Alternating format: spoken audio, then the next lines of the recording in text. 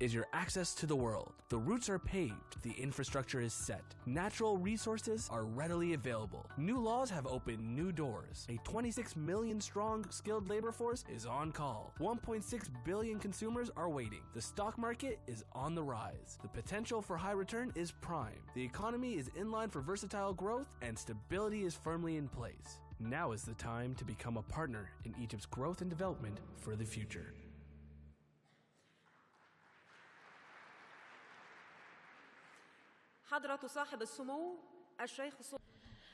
Now we would like to welcome His Excellency the Emir of Kuwait.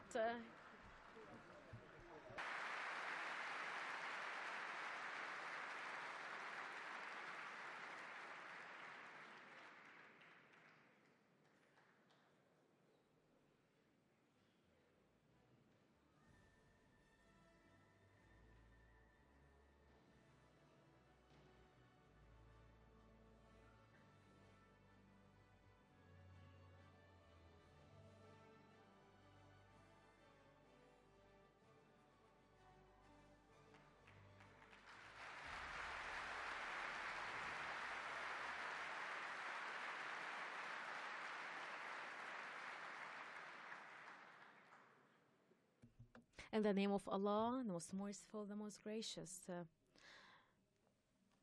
Thanks and blessings to God, and peace be upon Prophet Muhammad and on his companions and followers.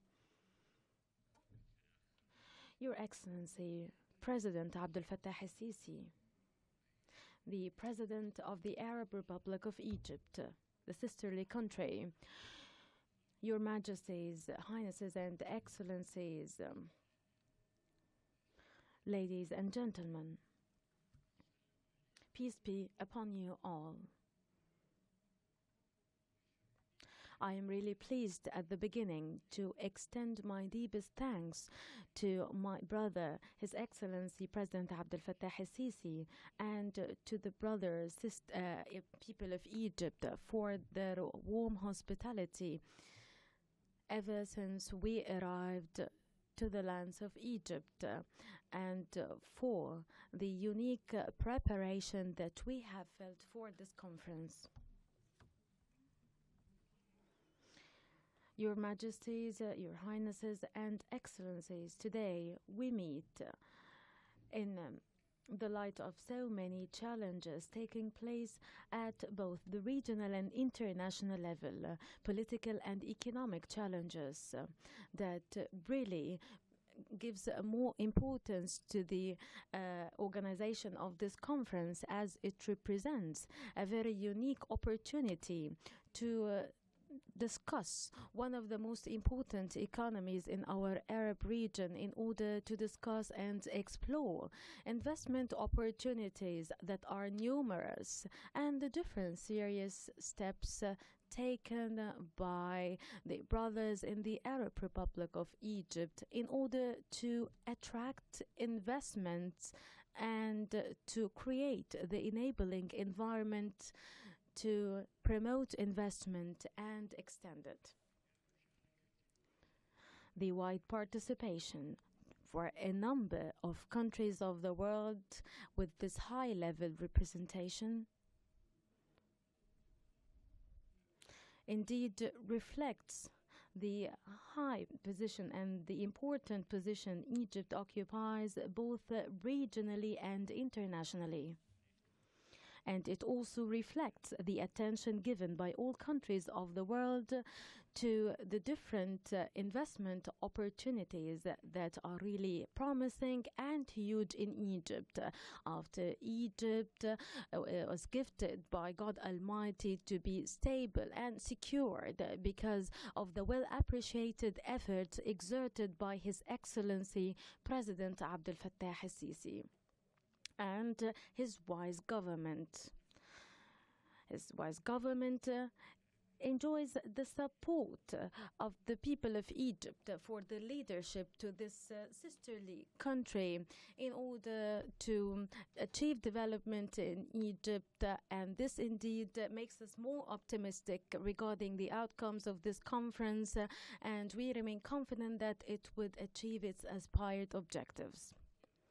The idea of organizing this important conference indeed reflects a long-sighted vision and a wise leadership, taking into consideration the nature of circumstances the region is going through. And here, allow me to remember with full gratitude and appreciation the one who initiated this very wise initiative, the one who worked on implementing it, but the will of God Almighty prevented him from attending. He is the custodian of the two holy shrines. May the blessings and peace of Allah be upon him. King Abdullah ibn Abdul Aziz Al Saud. May the blessings and peace of Allah be upon him, who proposed the organization of this conference in July last year. He had this leadership vision, and he worked on implementing his idea to take into consideration the circumstances our region is going through and all the needed steps that are necessary in order to confront the challenges facing the region. May his soul rest in peace. May he be placed in God's paradise. And may Allah support and guide King Salman bin Abdul Aziz, the custodian of the two holy shrines, to the best path. The King of Saudi Arabia, may Allah Almighty help him to shoulder the responsibility and to continue the march and the efforts started before.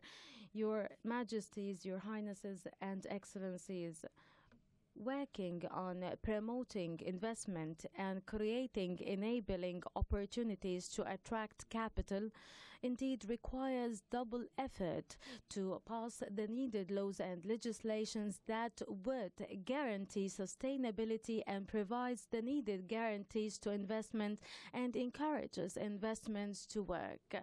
And indeed, the brothers in Egypt has realized this truth, and they've worked seriously to create promising investment opportunities to provide support it and to create the enabling environment, which really a great incentive to capitals to come and work and operate and grow in an appropriate investment climate. The investment law that was recently passed comes as a representation to all these efforts. The economic reports that we are all following very closely, including the report of the Egyptian Ministry of Planning, indicates that the growth rates has increased tremendously, in a clear indication to the improvement of the investment climate, and it also indicates the great efforts exerted by the brothers in Egypt. And we are all hope that it will continue in order to achieve the aspired sustainable growth that is balanced. What was announced by the executive director of the World Bank last October, when she stated that the current reforms in Egypt are very positive and reassuring, is another proof that progress has been made and there is an optimistic outlook, which is a great source of happiness and hope to all of us. We are all optimistic that the sisterly Egypt will have a promising future. Your Majesties, Your Highnesses and Excellencies, my country, Kuwait, fully realizes the importance of Egypt, both at the regional and the international level.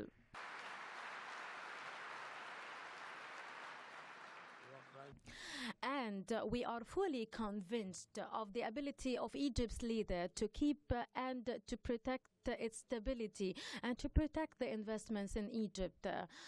Since 1959, Kuwait started the first Kuwaiti investment in the Egyptian market, and those investments kept on increasing, diversifying in different fields of the Egyptian economy until Kuwait is the second largest Arab countries investing in the Egyptian market.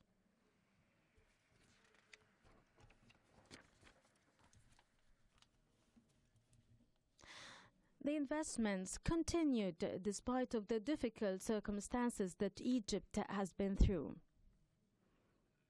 Because of our full conviction of the importance of these investments and its feasibility, because we are fully confident that the Egyptian economy is a vital economy in our Arab region and has all the basic characteristics to transform it into an advanced, developed economy at the level of the world, because we are fully convinced as well that what Egypt faced in terms of all the unrest and all the incidents are temporary, and that Egypt, with the perseverance and the willingness of its people, is very much capable of overcoming all these challenges and to be back to normal.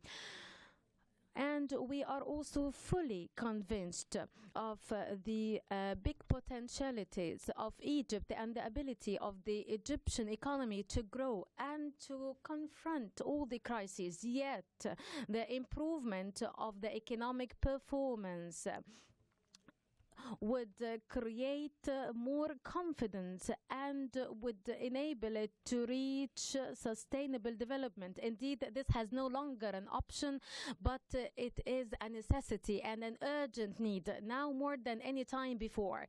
Egypt has all the potentialities that will make any investment successful. Those potentialities are represented in human capital, geographical relation, long history, and also knowledge and capital. What remains is only the need to develop, encouraging laws and legislations to promote investment and to improve the business climate and to achieve bigger economic openness and to create the enabling environment that is also encouraging to the private sector, in order to embark on successful investments that will create more job opportunities and will attract also foreign investment and have more presence for foreign investments in the Egyptian market. The private sector in Kuwait also found in Egypt a promising market and also found in Egypt available opportunities, a promising sphere and very diversified field. And the Kuwaiti private sector operated in the very comfortable and assuring Egyptian climate. We have in Egypt more than 1,000 Kuwaiti companies. Your Majesties, Your Highnesses and Excellencies, once again I reiterate the unlimited support of my country to the brothers in Egypt.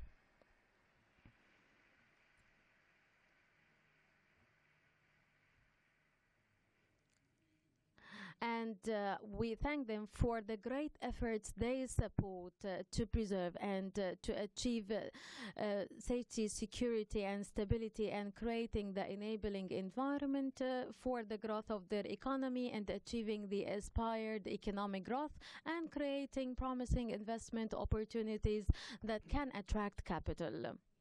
And out of our keenness to support the historical investment movement of Kuwait in Egypt, I am really pleased to announce that the investment authorities in my country, Kuwait, will direct $4 billion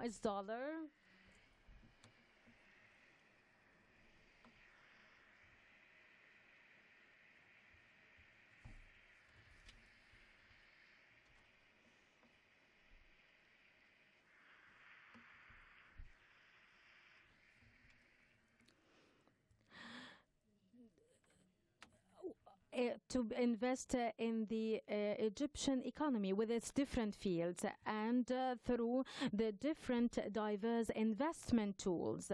At the conclusion, I wish to reiterate my thanks to you, wishing the deliberations of this conference all the success in order to achieve the wide aspirations that people have on this conference, that the people of the Egyptian the people of Egypt and the people in the Arab region are looking forward so much. Thank you very much.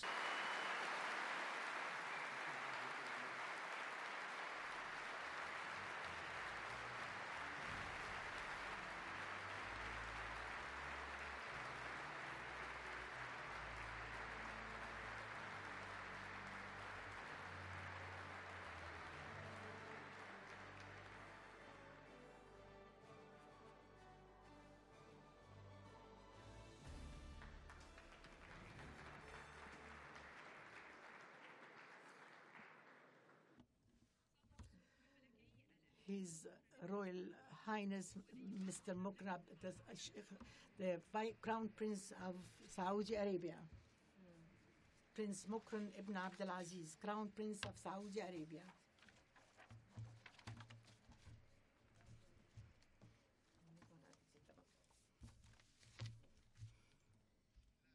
In the name of God the Almighty, the Compassionate, prayer to be Allah and prayer be on our Prophet Muhammad, his kinsmen and followers.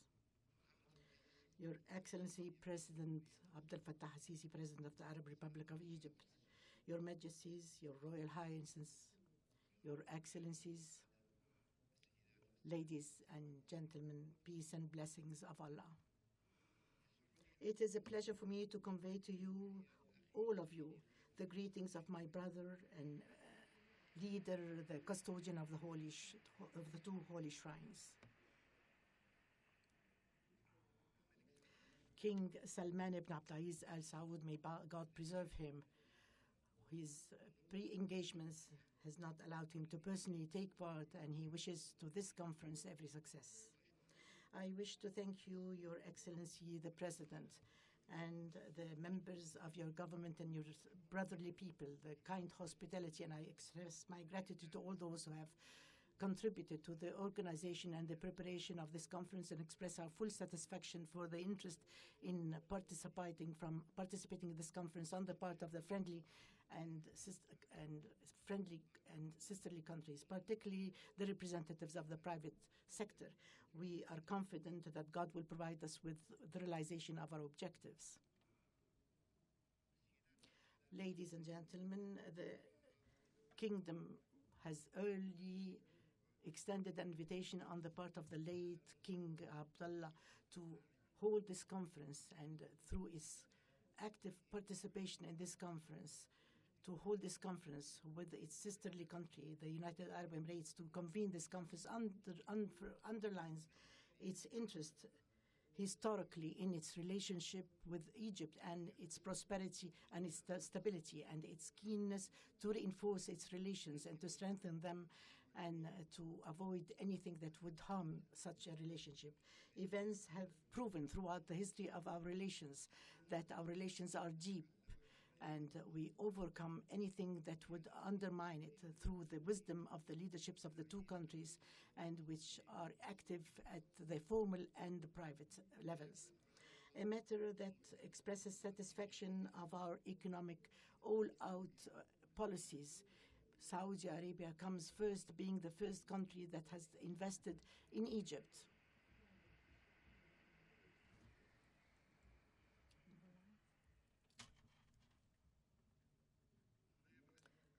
What is satisfactory in our economic policies is that our country is the first investor in Egypt, and Egypt comes up the first list of on the 20 countries that export goods to Saudi Arabia, and the 24th of the list of countries that export from the kingdom. No doubt that there is great scope for the development of those relations in a manner that would realize for the economies of the two countries great potentials and underline great participation on the part of the Saudi private sector in the activities of the conference, a matter that underlines the interest of the Saudi side to invest in Egypt. Ladies and gentlemen, our region is witnessing great political and economic and security transformations which have negatively impacted the march of development, and hence appeared the phenomena of terrorism in a very fearful manner.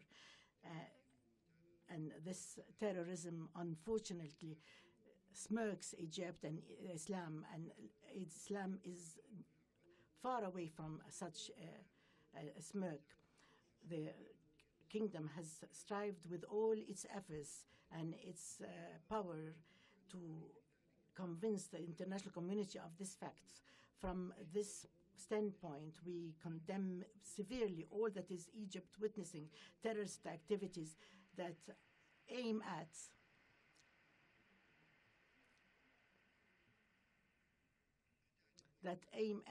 undermining safety and security and distort the march of development and stability that is being sought by the sisterly government of Egypt. We underline our firm stand in support of Egypt and its people to stabilize security and economy on the path of recovery and prosperity. We call on the international community not to use double standards and to understand accurately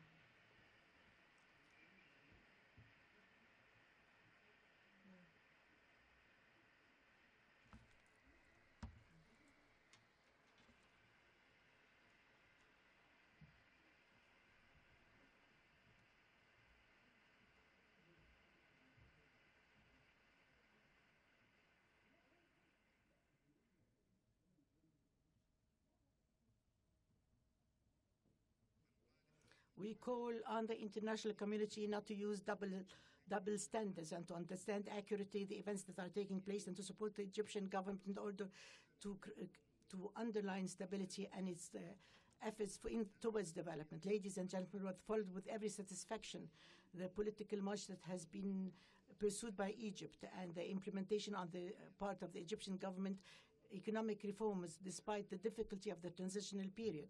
And we want to underline the importance of continuing in this on this path to reinforce confidence and new signs of good elements of emerging the Egyptian economy. And no doubt the Egyptian government is committed to carry out the necessary economic reforms and the infrastructure to set light on the economic program and the investment and development program at the long and short, the medium range in order to safeguard and attract foreign investment. Ladies and gentlemen, out of our great and entrenched historical and common destiny, the Kingdom of Saudi Arabia has continued its support with sisterly Egypt on the different levels. It has provided a grant and loans to Egypt and a financial donation and oil support for the Egyptian government to reinforce the recovery of the Egyptian economy and to continue our support to Egypt and its stability. It is a pleasure for me to announce that the Kingdom of Saudi Arabia will submit a bundle of assistance in the form of $4 billion.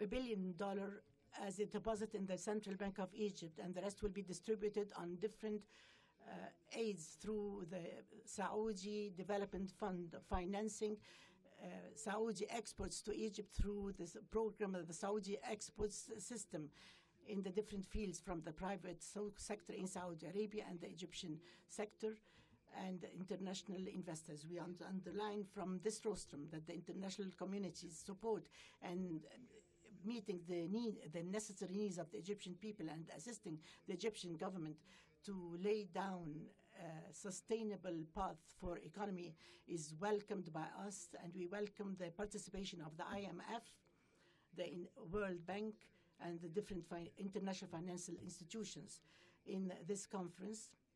And we support the technical assistance and financial assistance submitted to Egypt, and we call upon them to extend more in the next future. And we thank in particular the Islamic Development Bank Group and the different financial institutions and the Arab financial funds through their technical and financial aid to Egypt, when we aspire for further support and the reinforcement of international financial institutions in the form of support for the Egyptian programs and investment. In conclusion, we thank you for your kind attention, and we aspire and look forward to the results of this conference in support of Egypt in order to realize sustainable development, and may the peace and blessings of Allah be upon you.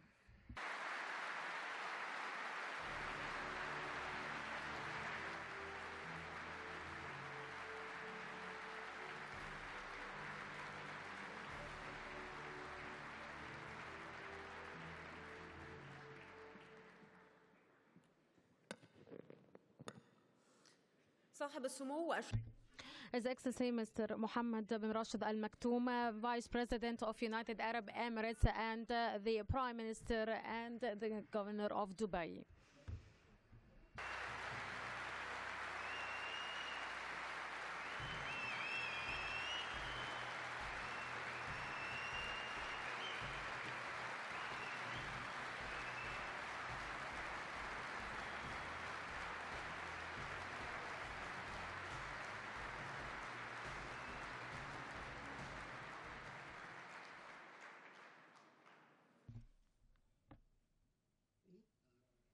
In the name of Allah, the most merciful, the most gracious, Your Excellency, Brother Abdel Fattah al-Sisi, the President of the Arab Republic of Egypt.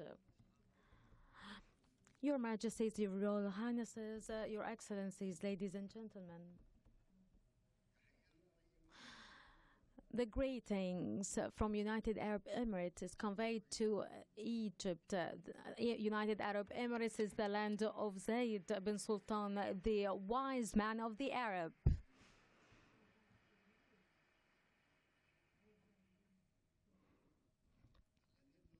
Who said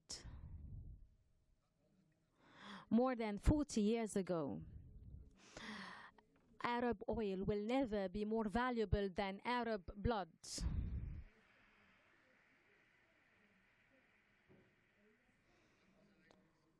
The land of Zayed bin Sultan, who believed in Egypt and said, after many voices were said at a certain point in our region's history, called for the boycott of Egypt, he said,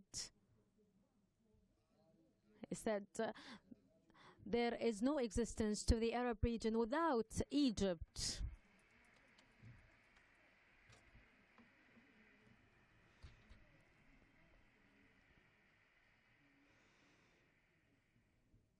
And Egypt can never do without its Arab region.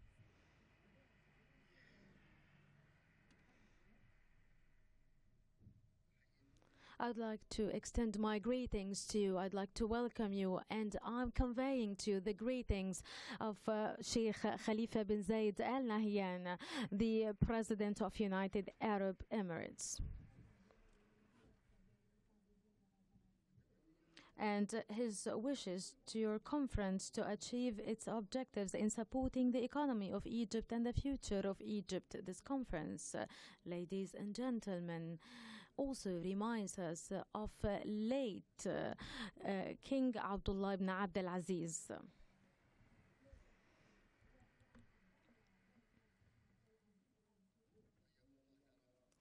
May Allah rest his soul in peace, who was one of the first callers to the organization of this conference. Ladies and gentlemen, we're so proud in United Arab Emirates. We are always take great pride in our long very historical relations with Egypt. Egypt is our second country, and United Arab Emirates is the second country for Egyptians.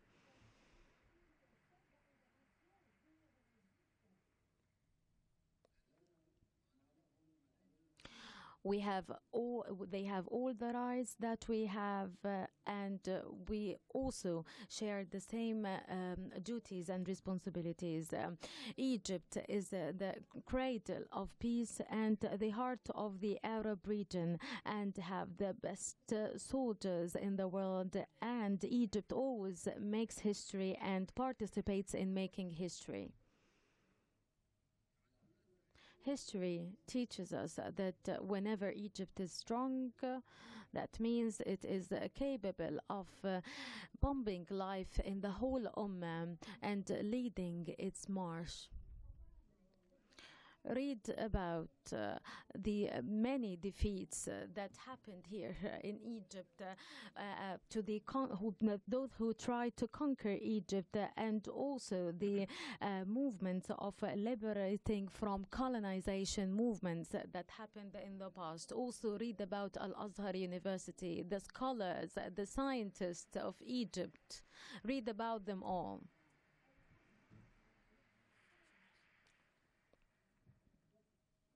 Read also about its military, its army, its leaders, its heroes.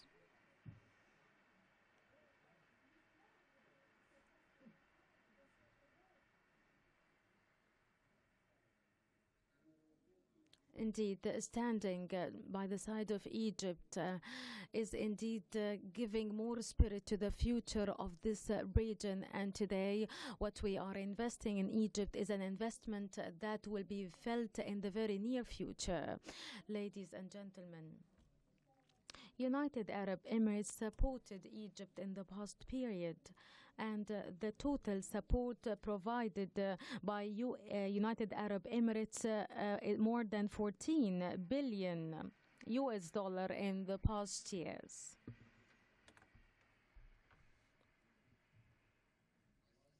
We also did establish a joint team, transparent team, in order to implement Emirati projects on the land of Egypt in different sectors: education, training, housing, transportation, and energy, and other sectors.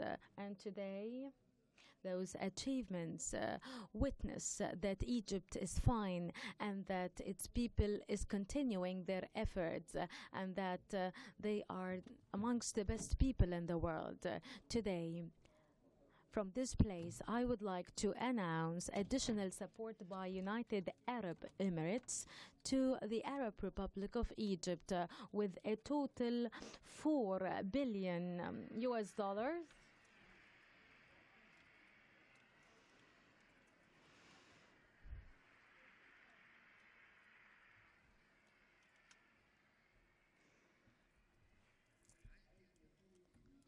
So that a deposit of 2 billion US dollar will be deposited in the Egyptian Central Bank. And $2 billion would be used to revive the Egyptian economy through a number of initiatives that will be announced later.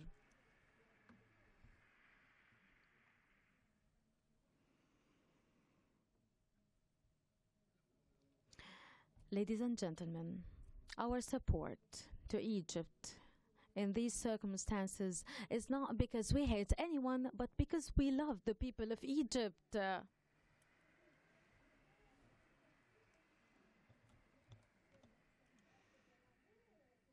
And it is not a favor that we are doing to them, but indeed it is a duty that we have to do.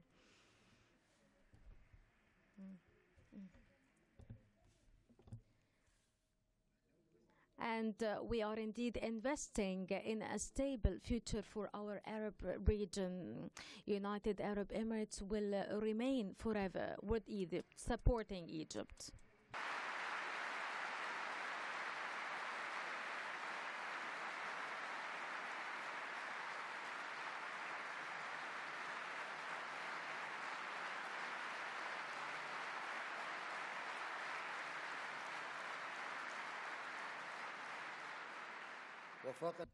May God Almighty guide us and help us. All my best and sincerest wishes to your conference to be a successful one. Peace be upon you all.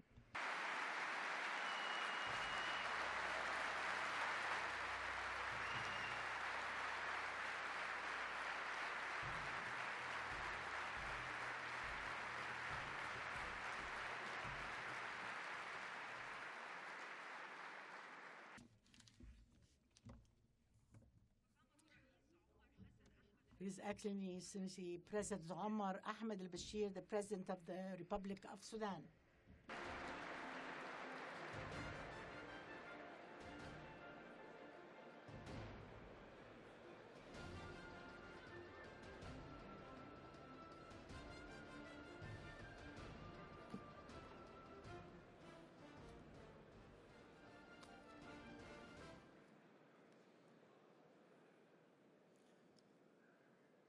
Bismillah.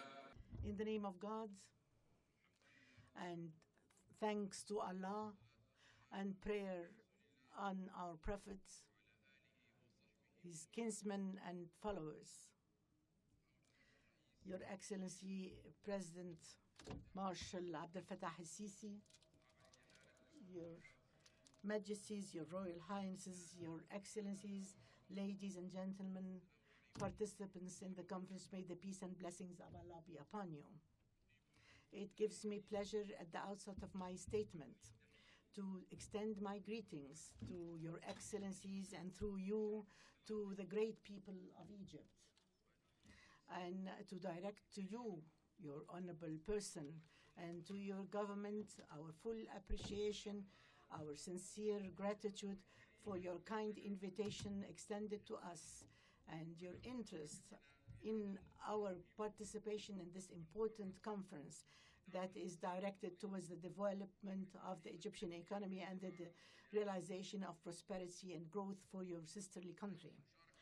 The participation of the Sudan in this conference stems from its love to the people of Egypt, and confident that the greatness and glory of Egypt is greatness and glory to the Sudan and to the Islamic Ummah.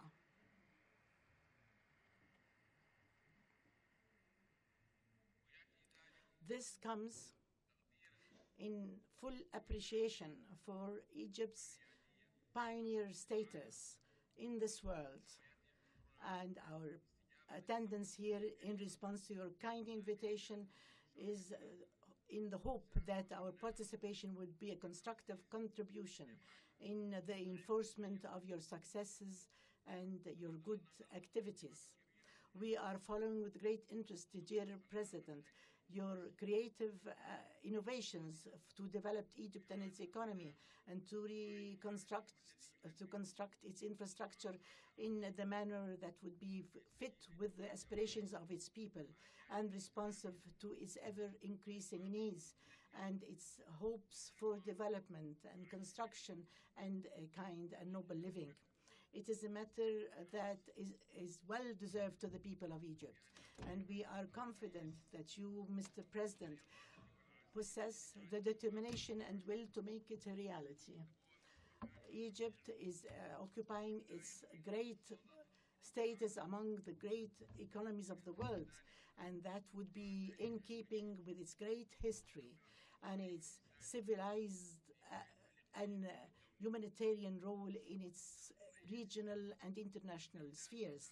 Ladies and gentlemen, members of this conference, the Sudan has always appealed for integration among the Arabs regionally in the production of food, confident that there is no solution for what we are confronting, the risks and dangers in the shortage of food through further resources. We all need food, and we all possess an element of this product. In Sudan, we have the land, we have the water, and you have the human potentials and your innovative and creative abilities. And our brothers in the Gulf, you have the finances.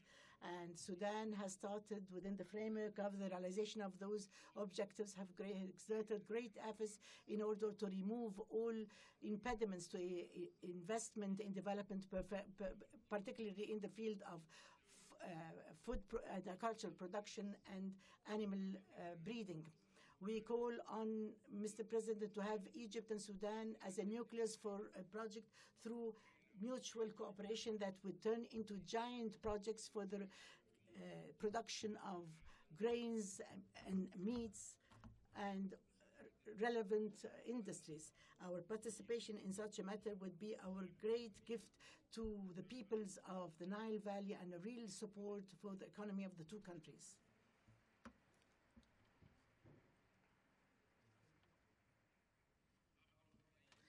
Honorable President, honorable participants, we fully realize the needs of our national economy for cooperation and integration in the greater and developing economies. We realize the importance of communication and interacting with the world to exchange services and products and benefits. And for that, we underline our full conviction in increasing the mutual cooperation and bilateral cooperation among us through opening new paths of commerce and trade for services and products and the removal of all tax and custom barriers that impedes and bind, that limit commerce and trade between our boundaries. We open the passing of the border, and Argil will be open in the very near future. This will lead to opening those crossings to have exports and Egyptian products reaching the African countries, a matter that would enrich the Egyptian industries and create more employment opportunities for the youth. We also hope to appreciate with Egypt's initiative to create a free trade zone among the different trade and economic groupings, so that we can increase the size and the volume of trade through the exchange of goods and through directing further investments to our national economies, while implementing the framework and financial institutions in the field of trade, transport, a matter conclusion. We stand by Egypt in all its programs, and the blessings of Allah be upon you.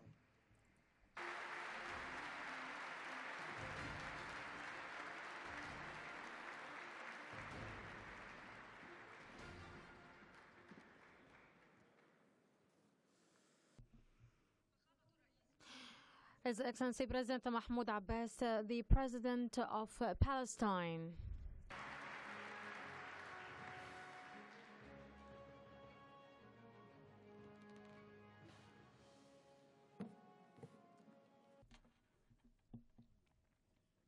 In the name of Allah, the most merciful, the most gracious. Your Excellency, President Abdel Fattah al-Sisi, Your Majesties, Your Royal Highnesses, Your Excellencies, Heads of States, ladies and gentlemen, peace be upon you all. I'm really pleased to accept your kind invitation and to participate with you in this important conference to support and develop the Egyptian economy that had witnessed recently many changes and many transformations that had an impact on this economy.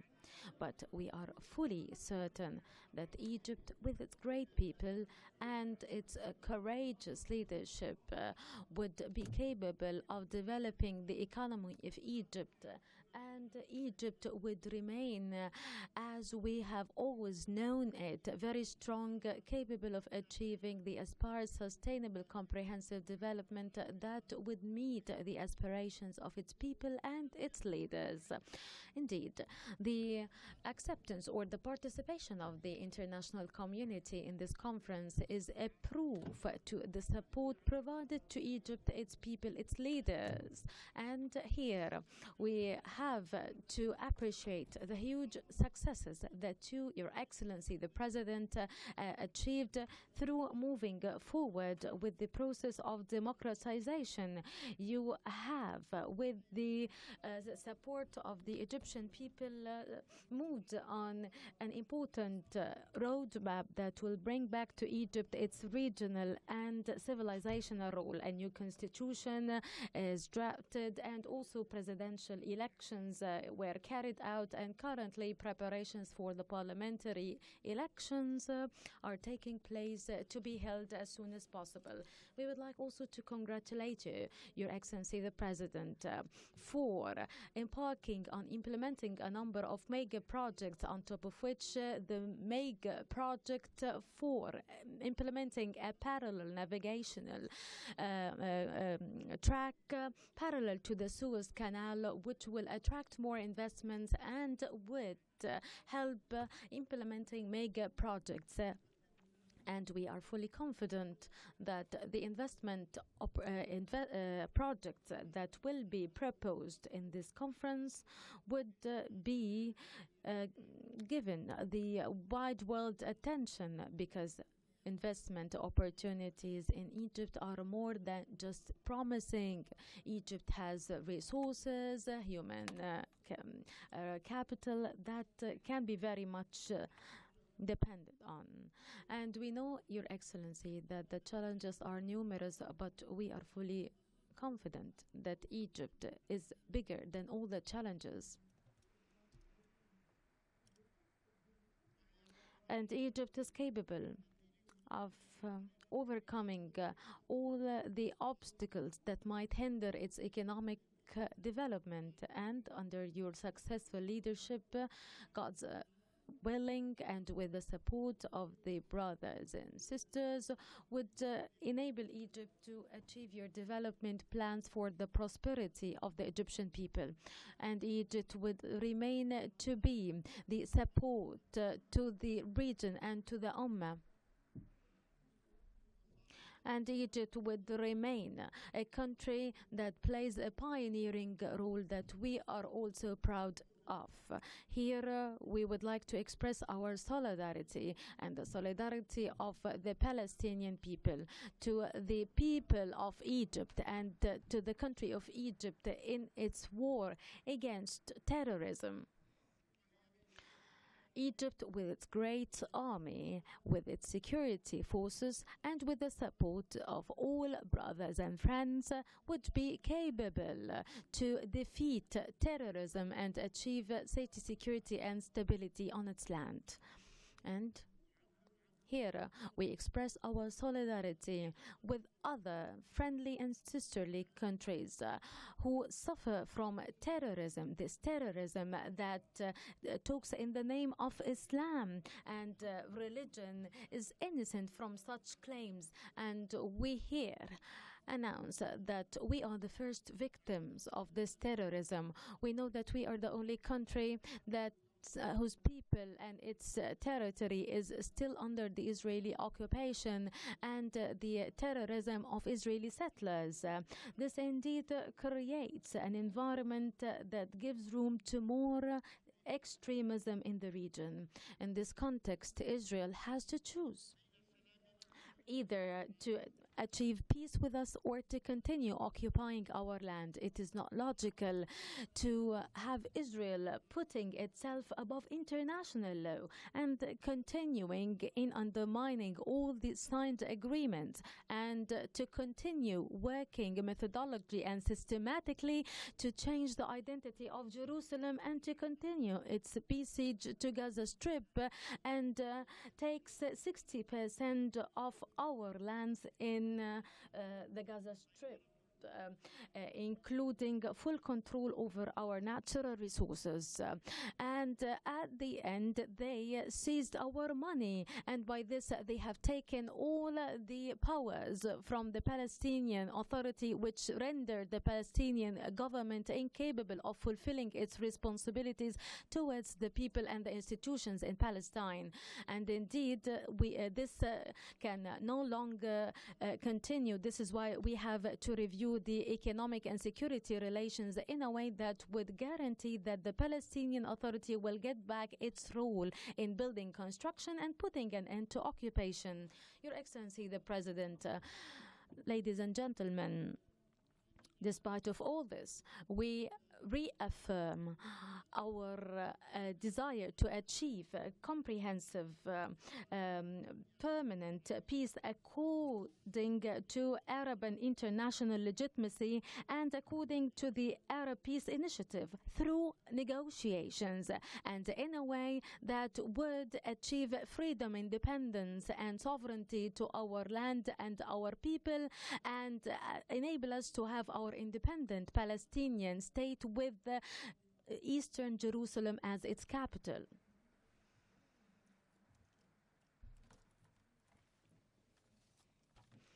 Peace is in the interest of all, for us and for the Israelis and for the people and the countries of the region and the future generations.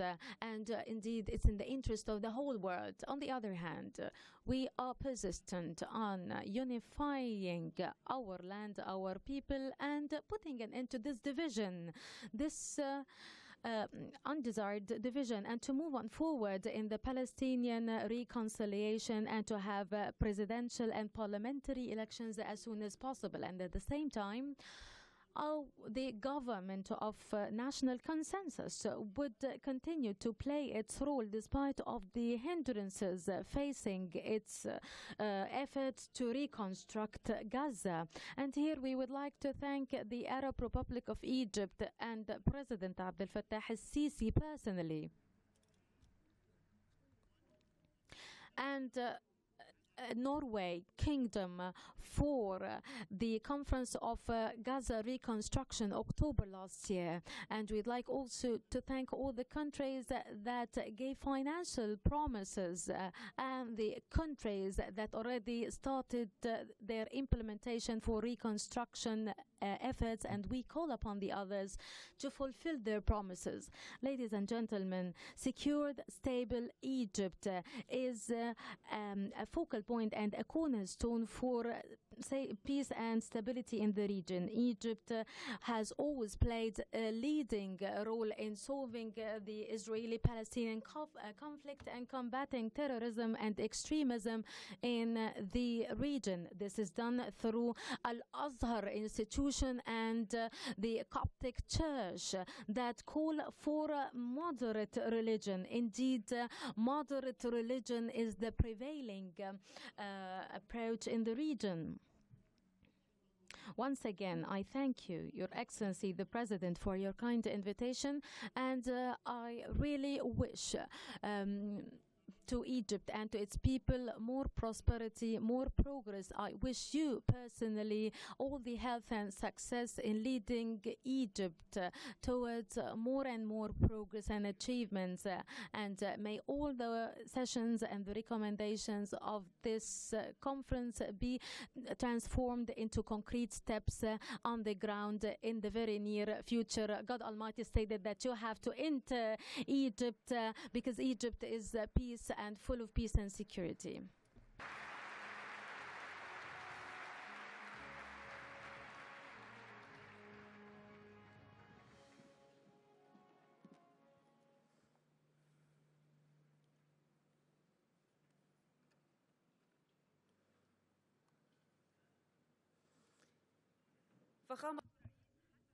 His Excellency Sheikh Hassan Mahmoud, the President of Federal Somalia.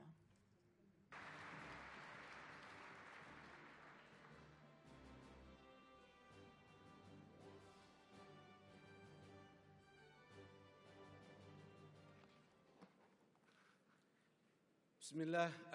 In the name of God, and prayer be of God, and prayer be on the message of Allah.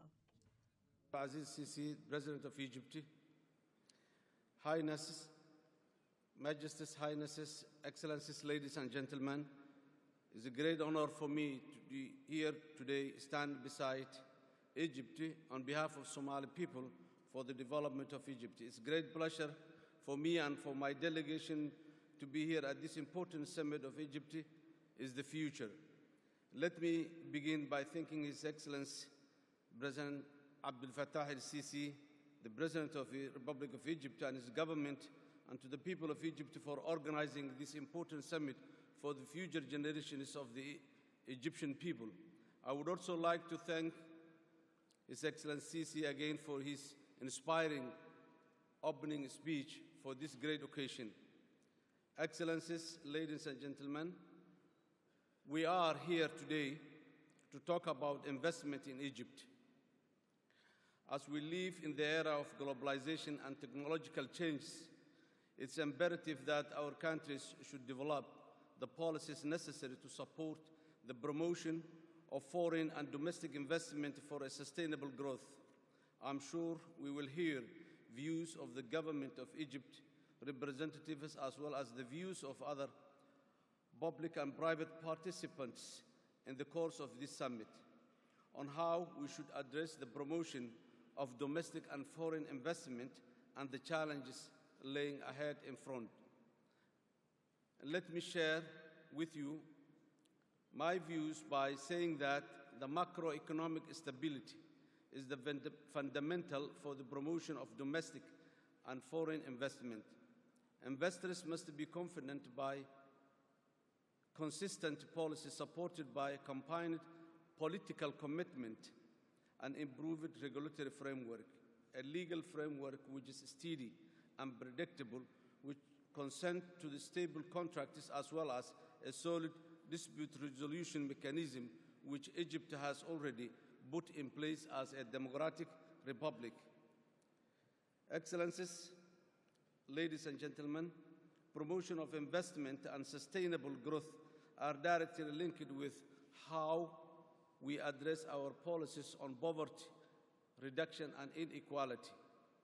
I'm a firm believer that a parallel approach to enhance and invest more on human capital through basic and higher education as well as the creation on equal opportunity through equal justice and accountability framework. Egypt, the cradle of civilization, has already proven and have the necessary infrastructure for that end. We can remove one of the major constraints to attract domestic and foreign investment, which is preparing a human capital that is capable of delivering the aspirations of a nation, as Egypt has already, I said, proven to be. Let me now appeal on this occasion to the investors and the private sector participants of this summit. We are all aware that we are here to hear from our host what confidence Egypt can give its domestic and foreign investors, but make no mistake, Egypt itself is a guarantee for that.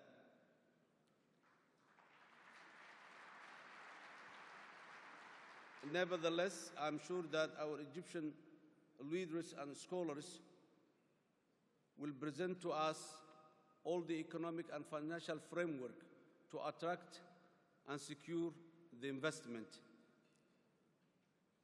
Majesties, Highnesses, Excellencies, ladies and gentlemen, for the reason I have underlined, I'm here to say, invest in Egypt, because Egypt is the future.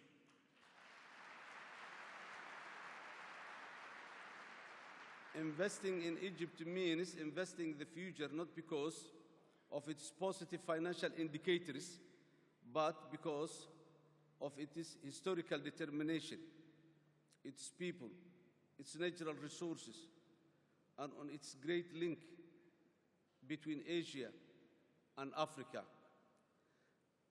Today, in the era of globalization, the world is leaning towards the creation of integration of finance through investment and the diffusion of technology in the developing countries, and Egypt is an opportune place to invest, and I hope that many of you will agree with me when I say invest in Egypt means invest in Africa. Egypt is the bridging gap between many regions in this world. Egypt is the bridging gap between Africa and the Arab world. Egypt is the bridging gap between Africa and Asia, and Egypt is the link that links Africa to the Asian countries and continent. Let me conclude my remarks to say Somalia stands with you, Mr. President, and the people of Egypt in the future, inshallah. And I wish all the blessing and development for Egypt. Egypt's development will remain as part of Somalia's development. I thank you.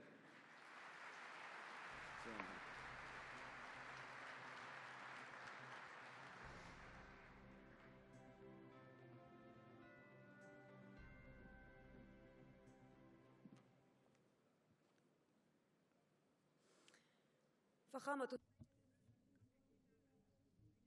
His Excellency, the President of Mali.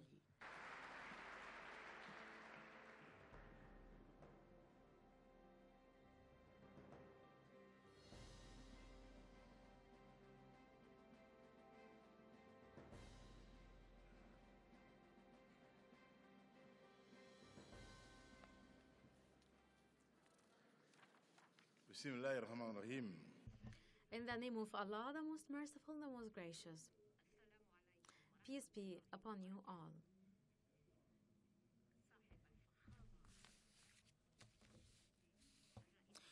Your Excellency, President Abdel Fattah al-Sisi, Your Majesties, Your Royal Highnesses, Your Excellencies, Your Excellencies, heads of states and heads of delegations.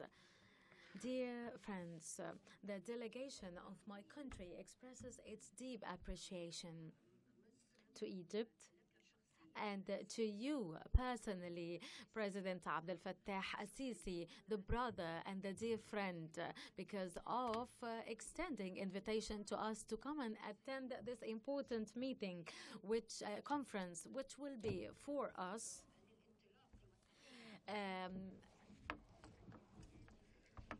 a starting point for progress and development. Your Excellency, the President, we feel a new sign coming from Egypt to Africa. Actually, I'm coming from a country, Mr. President, where we have so many relations that goes back in history, and that this will show us that on the 15th century, when no, I'm sorry, say the speaker, on the 14th century, our king then, Kankum Musa, and that when he was passing here in Cairo, actually, as he was so generous, and that he was so happy that he was in Egypt.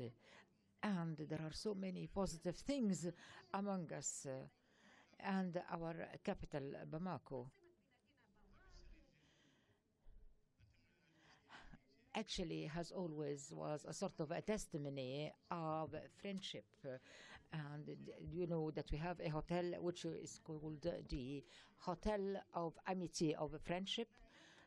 And actually, this is actually how to be able to link the present with the past. And this shows, Mr. President, how these relations were so important to both countries. And actually, I would like here to say my appreciation that in the crisis that has passed in our country, actually, that you're always here to us. President Sisi, and this is the very first time to become a victim of an aggression, a barbaric aggression, which has lost so many lives. And actually, this has happened.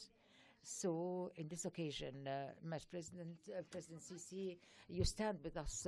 Thank you.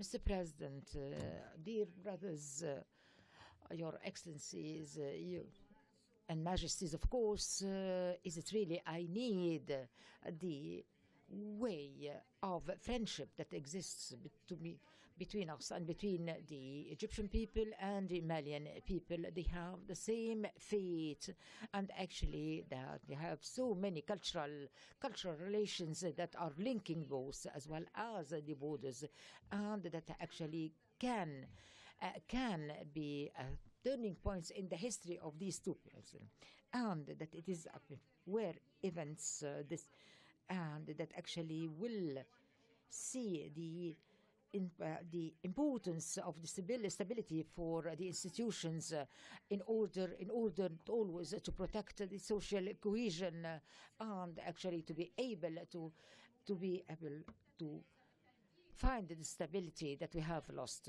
And actually there are events that have happened since in February in 2011, and that you know that we have actually the serious crisis that is threatening Mali in 2012. So the Egyptian government as well as the Egyptian people, they have actually stand with us. And actually we also, I must mention here the agreement that we have actually concluded with Egypt, and actually that's why we were eager and keen to come and attend this important economic conference.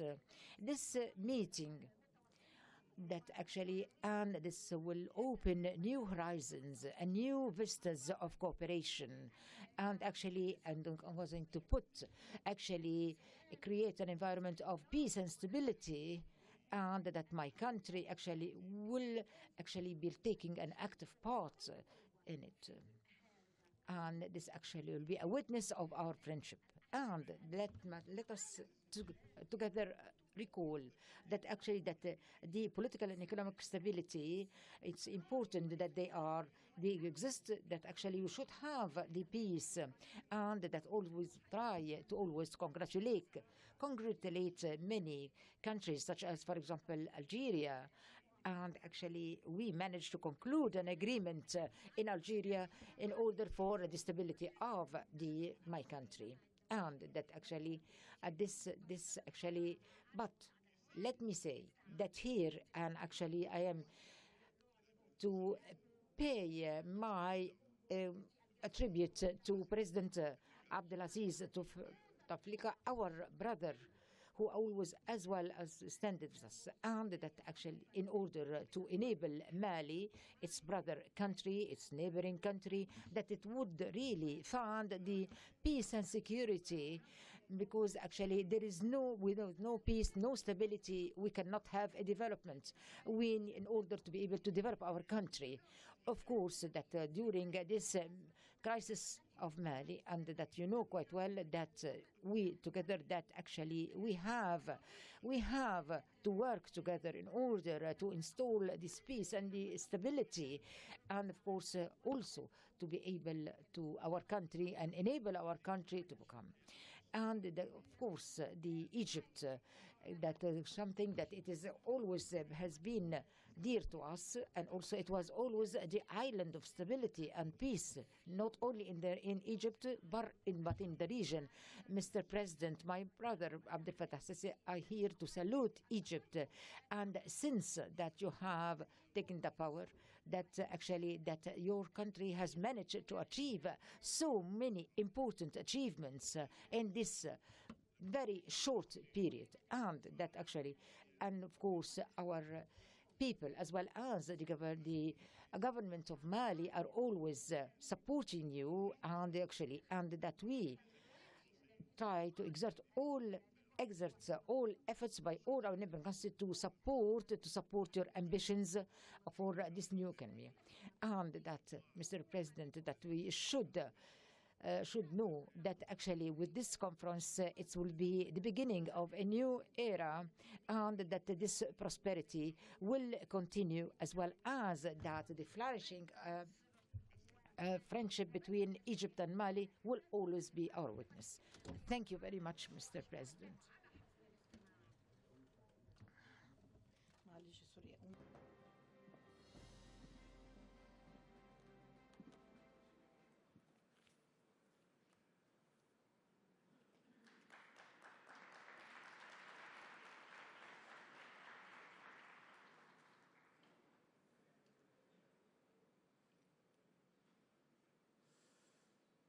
السيد Mr. Mohammed Gharib, Vice President of the United Republic of Tanzania.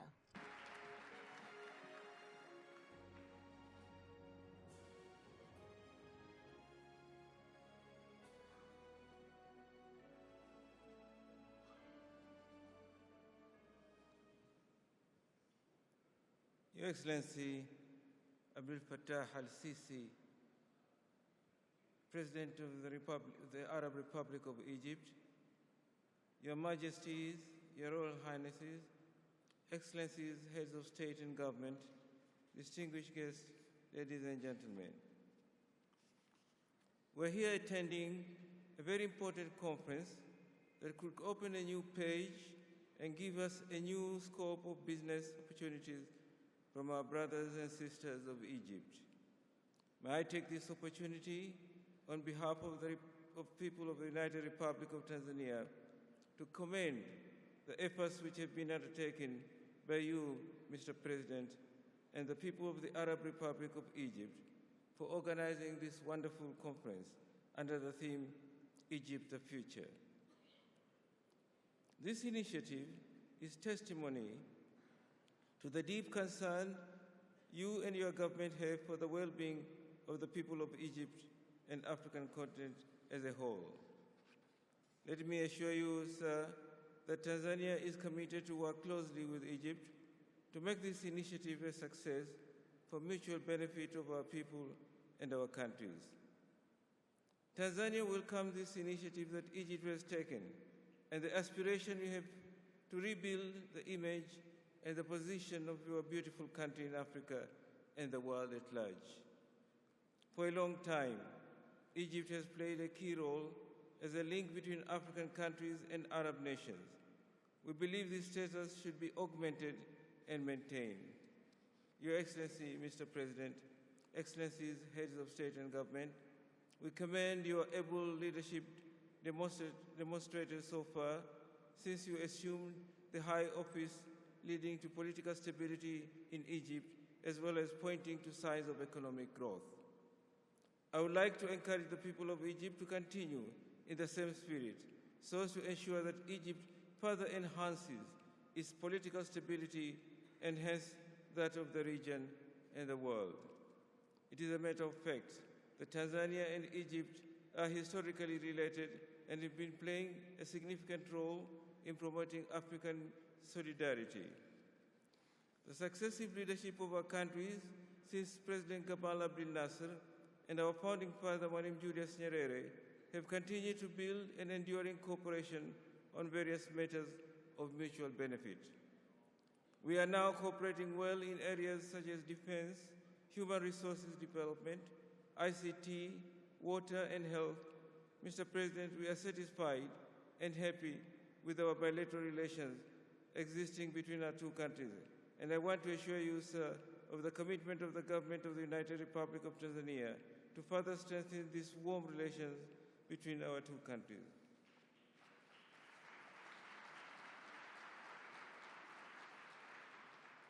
Your Excellency, Mr. President, ladies and gentlemen, to conclude my statement, once again I wish to express my sincere appreciation for your kind invitation. Also, I congratulate the government of the Arab Republic of Egypt for organizing this important conference. Thank you very much for your attention.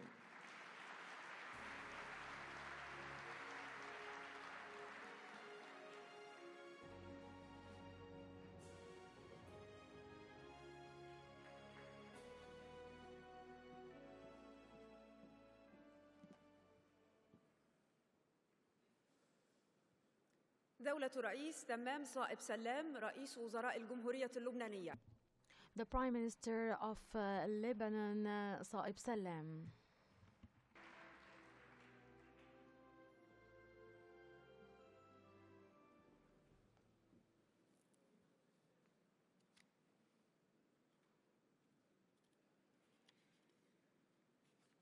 فخامة الرئيس Your Excellency, President Abdel Fattah al-Sisi,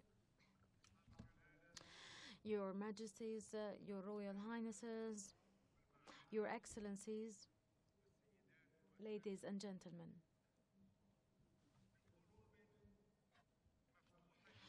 With open hearts, we have come to you here, carrying to you or conveying to you deepest greetings from our people in Lebanon.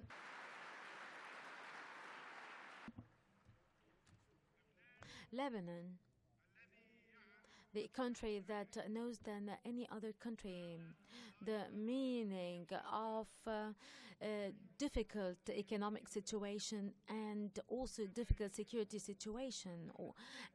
Also, Lebanon knows quite well the meaning of pressing political situation. We've extended our hands. We are here with the leaders of business sector in Lebanon to announce with firm belief in the country of Egypt, the people of Egypt, in the military and army of Egypt. We fully believe in the fact that the willingness or the will of the Egyptian people, their persistence, their efficiency, their potentialities, is capable, with the help of the brothers from the Arab region, would take Egypt to the safe shore, to be back to its pioneering role in its region and amongst the Arab and Islamic countries. Ladies and gentlemen, at the inauguration of this Arab and international gathering, I have to express my greetings to the President of the Arab Republic of Egypt, Brother Abdel Fattah al-Sisi, who is confronting very wisely, very efficiently, a very difficult task in one of the most difficult phases that Egypt is going through, not only Egypt, but the whole Arab world.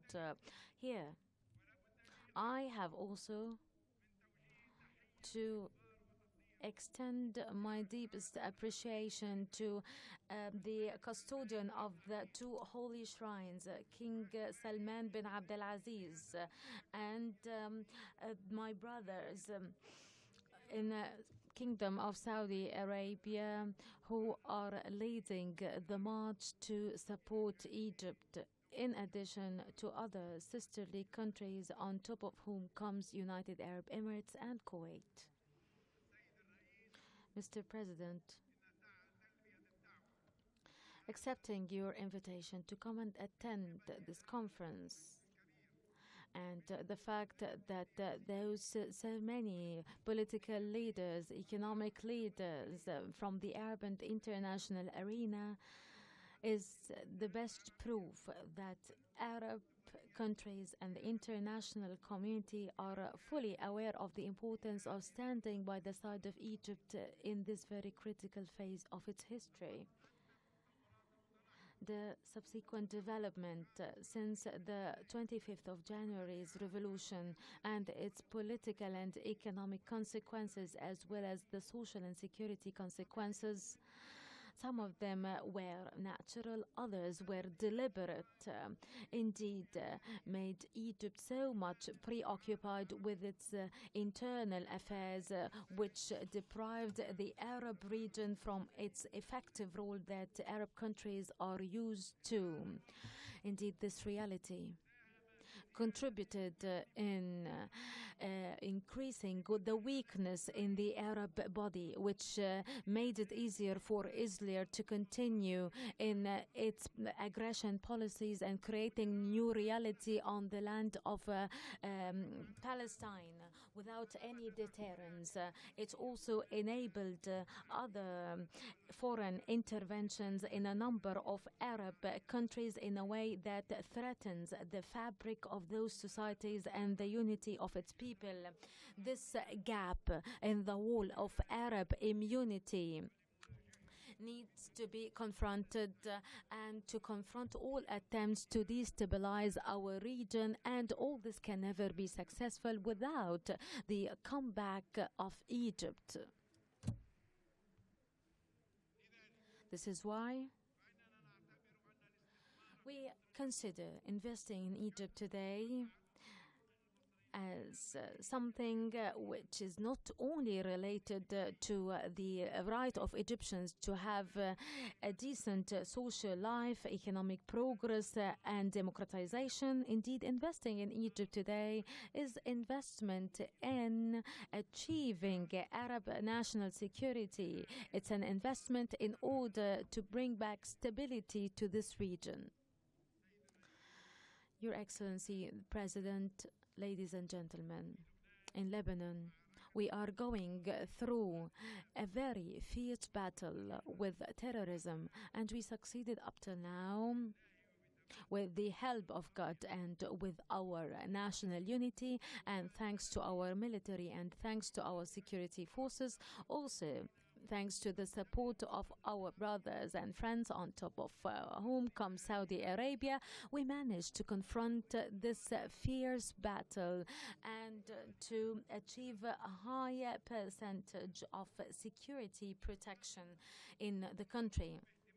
We are also following very closely what Egypt is facing at the hands of forces of terrorism, and we are fully confident that the armed forces and the security apparatus in Egypt, supported by a decisive political decision, is capable of defeating and punishing all of those who wish to do harm to Egypt and its people. We are fully confident that this battle that Egypt is going through, all Egypt, with its institutions, the political and its military institutions and its enlightening forces, would be capable of bringing back peace and security, which would enable economic security. Economic security is not only a slogan. Economic security is an essential objective that we as officials have to work hard to achieve, because it is related to the future of our countries, the prosperity of our people. Mr. President, ladies and gentlemen, what we need today is new operationalization of common joint Arab action, and to have visions that would enable us to take initiatives back in the light of this very chaotic global arena. And indeed, we need to have control over our resources, and we have to use our economic development in order to achieve prosperity for our people. I am fully confident that this conference would conclude important steps that would help Egyptian economy to develop, and I hope that it would be an example of cooperation that is based on win-win situation. Mr. President, we fully believe that Egypt has so much to offer to itself, to its brothers, and to the whole world, that we are fully confident of the ability of the Egyptian people to overcome this difficult phase. We want Egypt to be safe, peaceful, strong, prosperous, and we are looking forward to an effective role for Egypt in the heart of the Arab and Muslim family. We totally support Egypt. Together with Egypt, we can stop the forces of darkness creeping into our countries.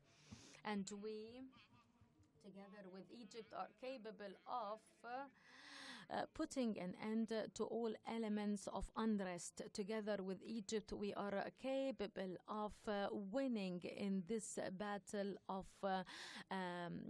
more prosperous future to our generations. Thank you.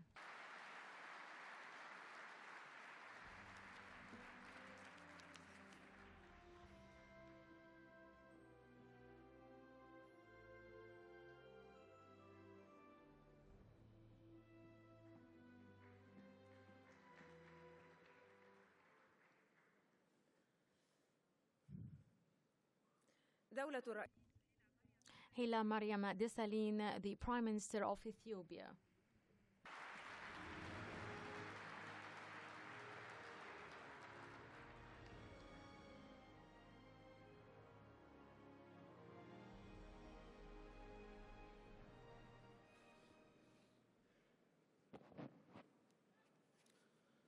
Your Excellency Abdul Fattah al-Sisi, President of the Arab Republic of Egypt, Your Majesties, Your Highnesses and Excellencies, distinguished participants of this August conference, ladies and gentlemen.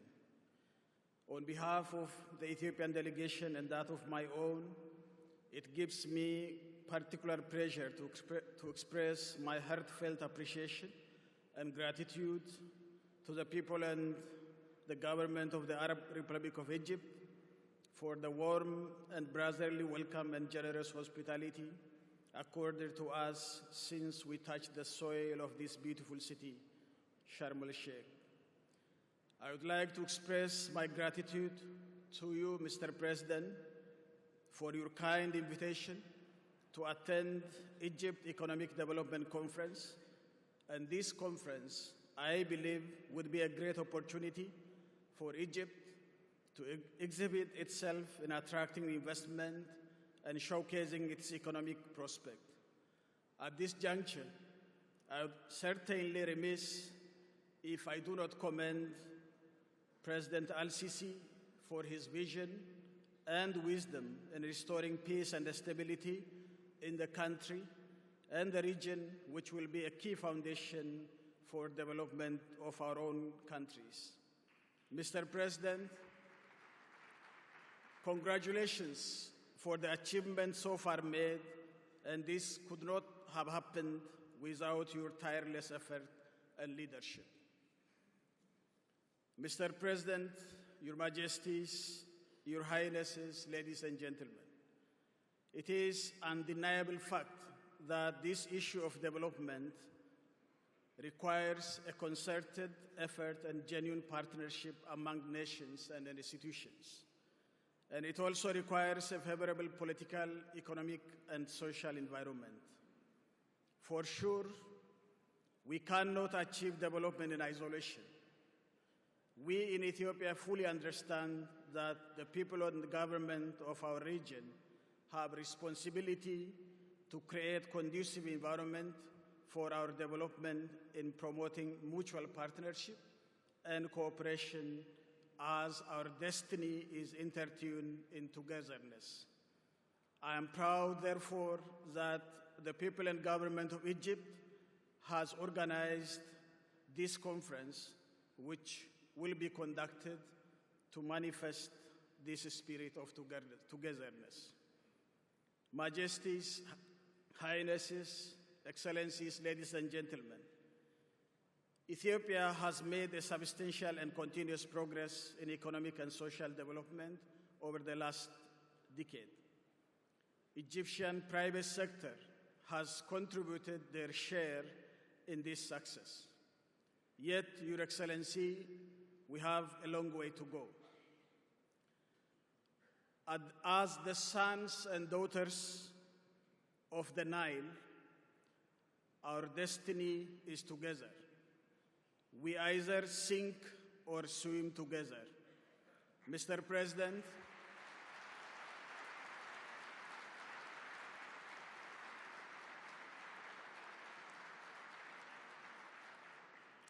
you know that we have chosen to swim together.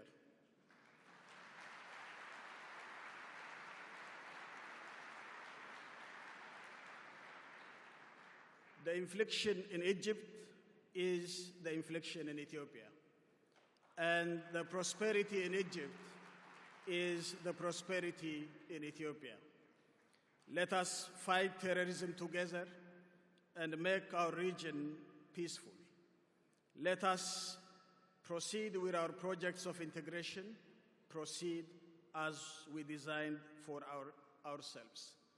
I wish a great success to this August conference, and I thank you.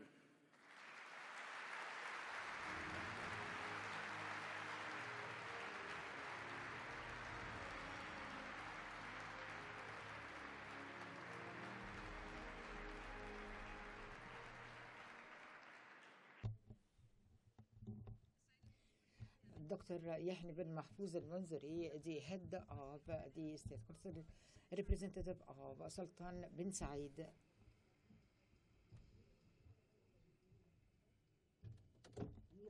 دي ولا اقعد جنبك؟ ها؟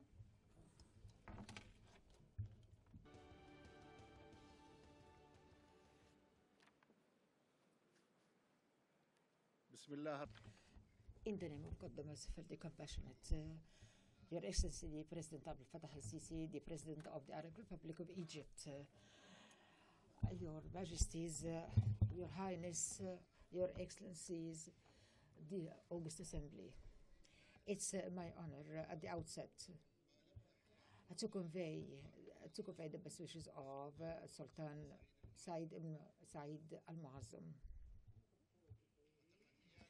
and his wishes, good wishes for this conference, for every possible success. And it's my honor to seize the opportunity to express once again, and in the name and behalf of the Sultan of Oman, our full cooperation with the Arab Republic of Egypt, leadership, government and people, and that we go together on the path of development, which is actually led by His Excellency President Abdel Fattah al-Sisi, that we hope for them that they'll be able to achieve the economic development in our beloved Egypt. And please allow me in this conjuncture and announce that the Sultanate of Oman to give in the sum of $500 million as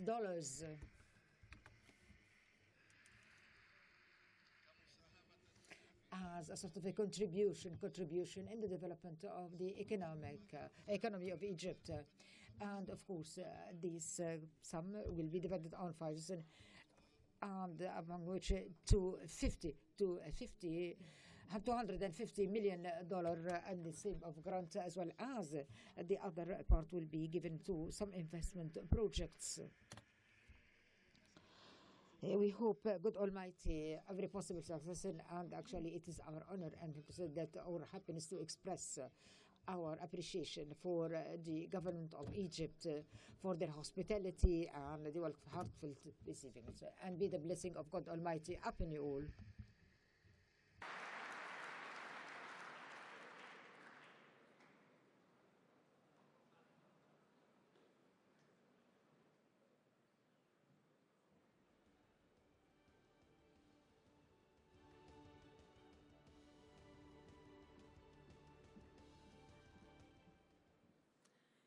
السيد المستشار Councillor Aqail Al-Saleh, head of the parliament, Speaker of the Parliament in Libya.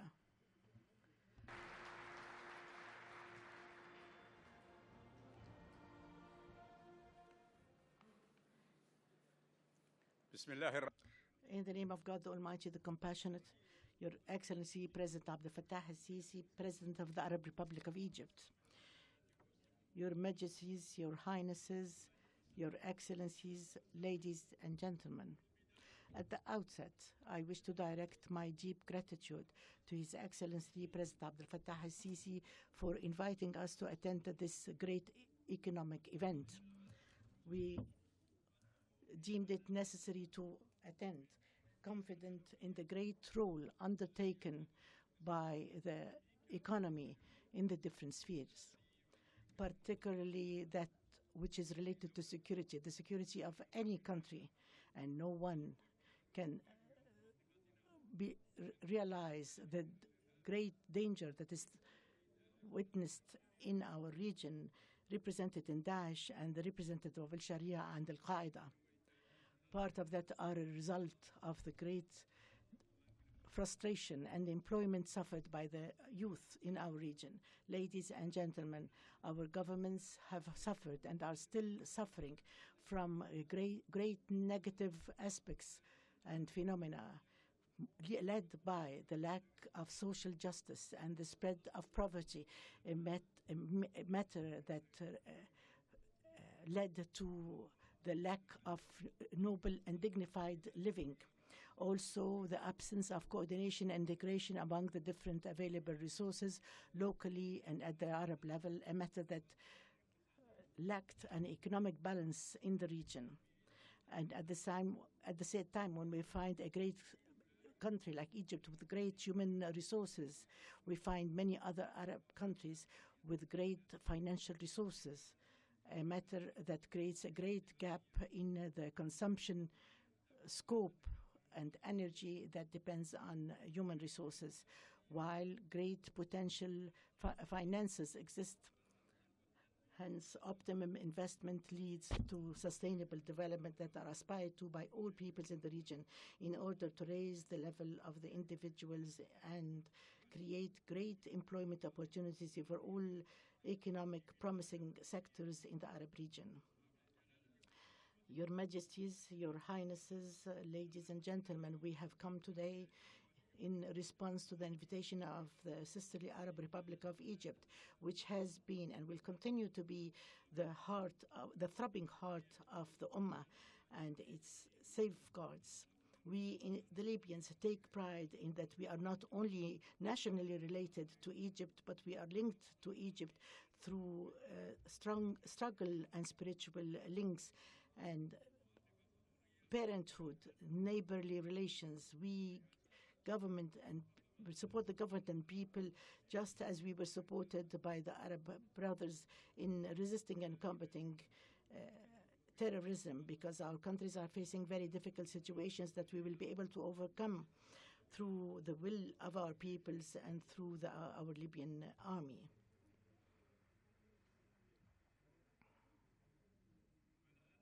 Perhaps today, while we are attending this great gathering that is looking forward to a wider and a better reality for investment in sisterly Egypt and to create a new reality, making use of the Arab and domestic resources, hoping for a better future for our peoples, so that its people would be able to have a noble and dignified life based on a good economy and social justice and the fair distribution of income and development in all regions imposes upon of us to reconsider our investment outlook through the principle of Arab investment and focus on the real sectors that are available in our Arab countries through the allocation of parts of the returns in order to redirect them towards the individuals and the population.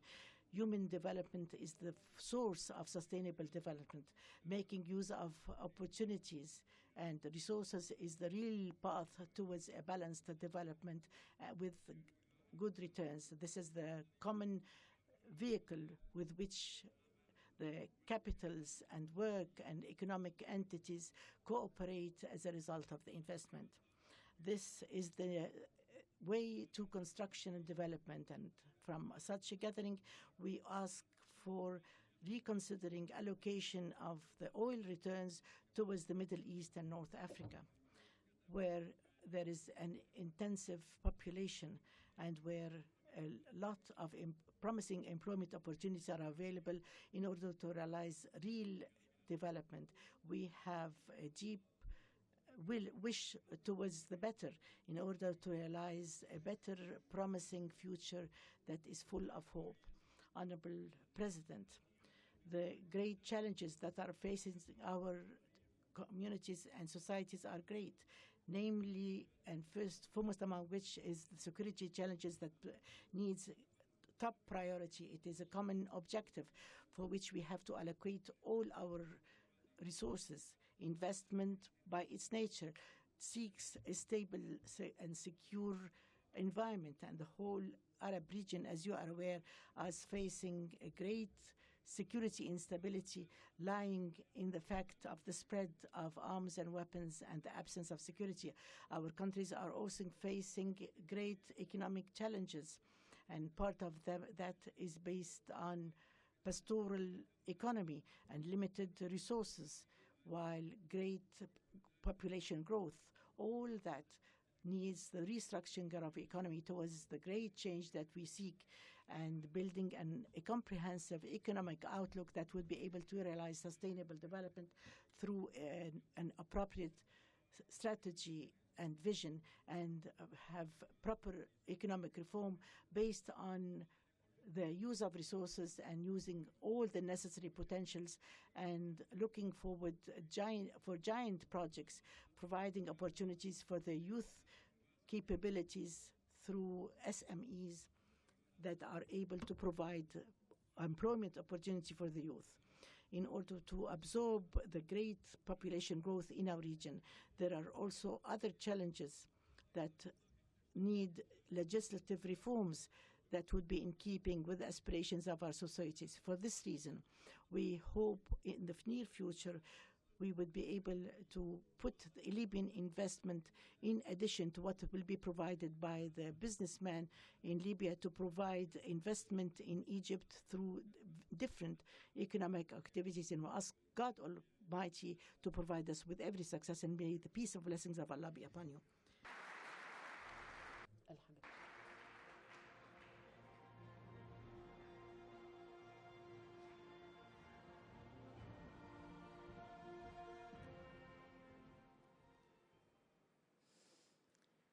السيد قاو هاو تشينغ وزير التجارة مبعوث خاص من رئيس الصين.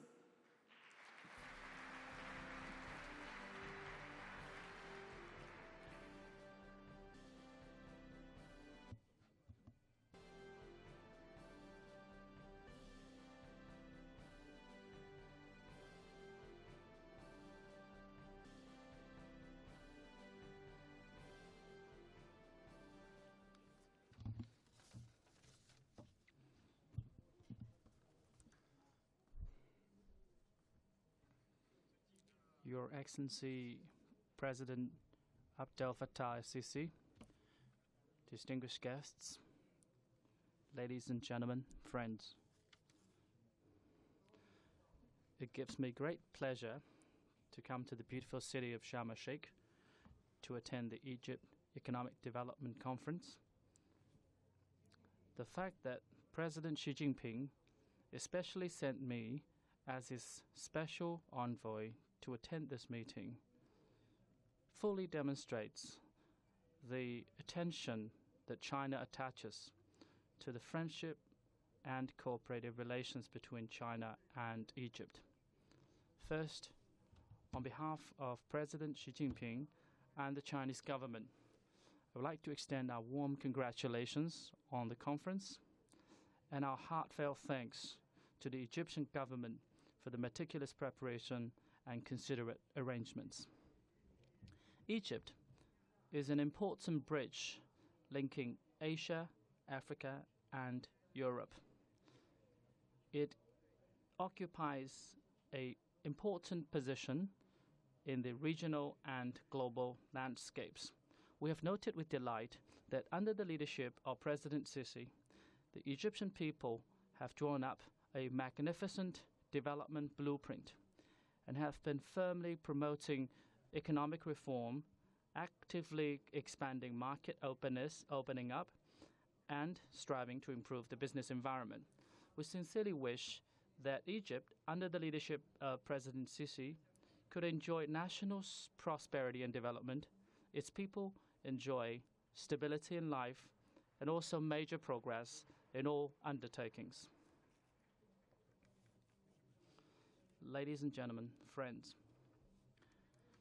Egypt is the very first Arab and African country to establish diplomatic relations with China. The traditional friendship is time-honored between China and Egypt, and leaders of the two countries attaches great importance to the bilateral friendly cooperative relationship. Since he took office, President Xi Jinping chose Africa as the first destination of his visit and put forward the guideline of sincerity, real results, affinity, and good faith in terms of the work relating to Africa. And he also attended in person the Ministerial Conference of China-Arab Cooperation Forum last year and showed the direction and objectives of China-Arab jointly building the One Belt, One Road initiative. And since he took office, President Sisi also visited China very soon and jointly announced the China-Egypt Comprehensive Strategic Partnership with President Xi Jinping, elevating the relations between the two countries to a new height. In recent years, trade and economic cooperation between the two countries has been developing robustly. China is now one of the major trading partners of Egypt. The two sides have all-dimensional cooperation in areas such as industry, energy, telecom, and infrastructure. Chinese businesses have invested more than $5 billion in Egypt, creating more than 10,000 jobs for the local communities. The two sides jointly established the Suez Economic and Trade Cooperation Zone, which has already attracted more than 30 Chinese companies, and this has become a good platform for the two-way investment cooperation between the countries. Recently, the global economic recovery is rather weak, lacking a sustained driving force. Countries are facing ever-increasing challenges, and therefore it is necessary, or more necessary than ever before, that countries need to support each other and weather the crisis together. Both China and Egypt are developing countries and shouldering common development tasks. As a sincere friend to Egypt, China stands ready to intensify cooperation and overcome the difficulties together with Egypt. One is that we shall jointly build the One Belt, One Road initiative. China is actively promoting the One Belt, One Road initiative, bearing in mind the development pursuits of countries along the routes. It will provide more public goods and expand common interest among the countries along the routes. Egypt is on the convergent point of ancient land Silk Road and maritime Silk Road. China stands ready to intensify policy communication and project matchmaking with Egypt to jointly develop the One Belt, One Road initiative. Second is to intensify infrastructure and industrial cooperation. China will continue to encourage competent Chinese companies to come to Egypt to actively engage in cooperation, to participate in the construction and operation of ports, tunnels, railways, and power infrastructure projects, and also to speed up the establishment process of the Suez Economic and Trade Cooperation Zone, and to expand the size of investment in areas such as iron, steel, construction materials, and automobiles. We shall also explore the cooperation in emerging areas such as clean energy, space and aviation, culture, and tourism. And three is to promote trade facilitation. China is willing to work together with Egypt to continue to grow the size of our trade and at the same time further optimize the structure of our bilateral trade. We're willing to continue to encourage Chinese companies to actively import competitive products from Egypt and promotes a more balanced bilateral trade. The Chinese market is open and welcomes more and more Egyptian products into the Chinese market, and hopes that the Egyptian side could also step up its effort to market your products in China. And number four is to intensify our cooperation in the international arena. We support Egypt's effort to develop its economy and improve people's livelihood. And we will continue to provide development assistance to Egypt to the best of our capability, with a view to improving the business environment in Egypt. At the same time, we support Egypt to play a more active and constructive role in international and regional affairs. Ladies and gentlemen, friends, as the world's largest developing country, and despite the fact that China's economy is already the world's second largest, we are still facing many challenges in terms of regional discrepancies and unreasonable economic structure. The Chinese government will unswervingly take forward its structural reform of the economy and focus on improving the quality and efficiency of development. And we will also speed up the setting up of a new pattern of all-dimensional opening up and encourage companies to leverage into their respective advantages and also to meet the market demand in local communities. We should also encourage companies to participate in the construction of infrastructure projects overseas and encourage the relocation of industrial capacity across the world, and also to promote the going global of mature technologies and equipment from China in the areas of high-speed railway, aviation, power, and telecom. Many Chinese companies are also present here in this meeting, and they're optimistic about the market potential and prospect in Egypt. They're also hugely enthusiastic about exploring their business in Egypt. I wish all the entrepreneurs present here could take or make full use of this opportunity, actively engage in a communication and discussion, and turn the development blueprint into real results of mutual benefits and win-win, so as to contribute their wisdom and strength to the development and prosperity of Egypt and this region. And finally, I would like to wish friendship and cooperation between the two countries, like the roaring rivers of Yangtze and Niles, moving forward non-stop and forever. Wish this meeting a great success. Thank you.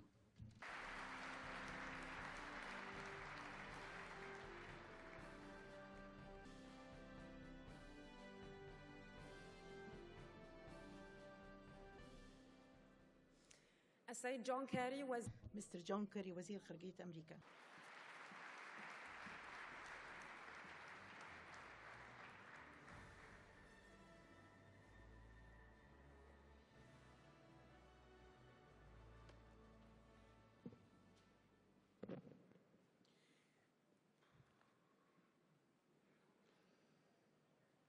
Mr. President Abdul Fattah al-Sisi, it's a privilege to be here with you today.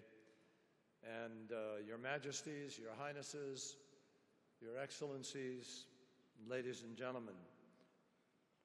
Mr. President, in so many ways, it is clear that your initiatives are already affirming the pivotal role Egypt has played in this region for so long. We've heard a number of the speakers refer to it. And I want to thank you for your partnership and for your obvious readiness to tackle some very tough issues. There are an extraordinary number of very thoughtful, very experienced leaders, particularly of the corporate sector, but also of government here. And they come from all over the world.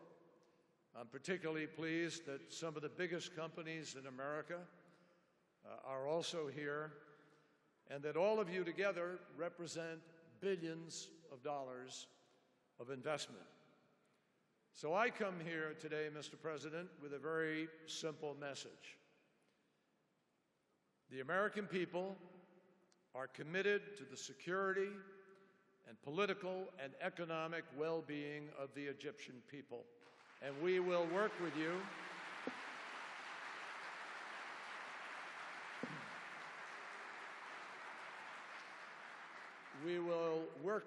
to absolutely secure the ambitious and important goals, the vision that you have laid out here today. There is absolutely no question that the emergence of a strong, prosperous, democratic Egypt is critical for the development of a strong and prosperous region. And Egypt, as a number of speakers have also alluded to, has historically been the region's most important incubator of ideas. And this does go back to the earliest days of civilization.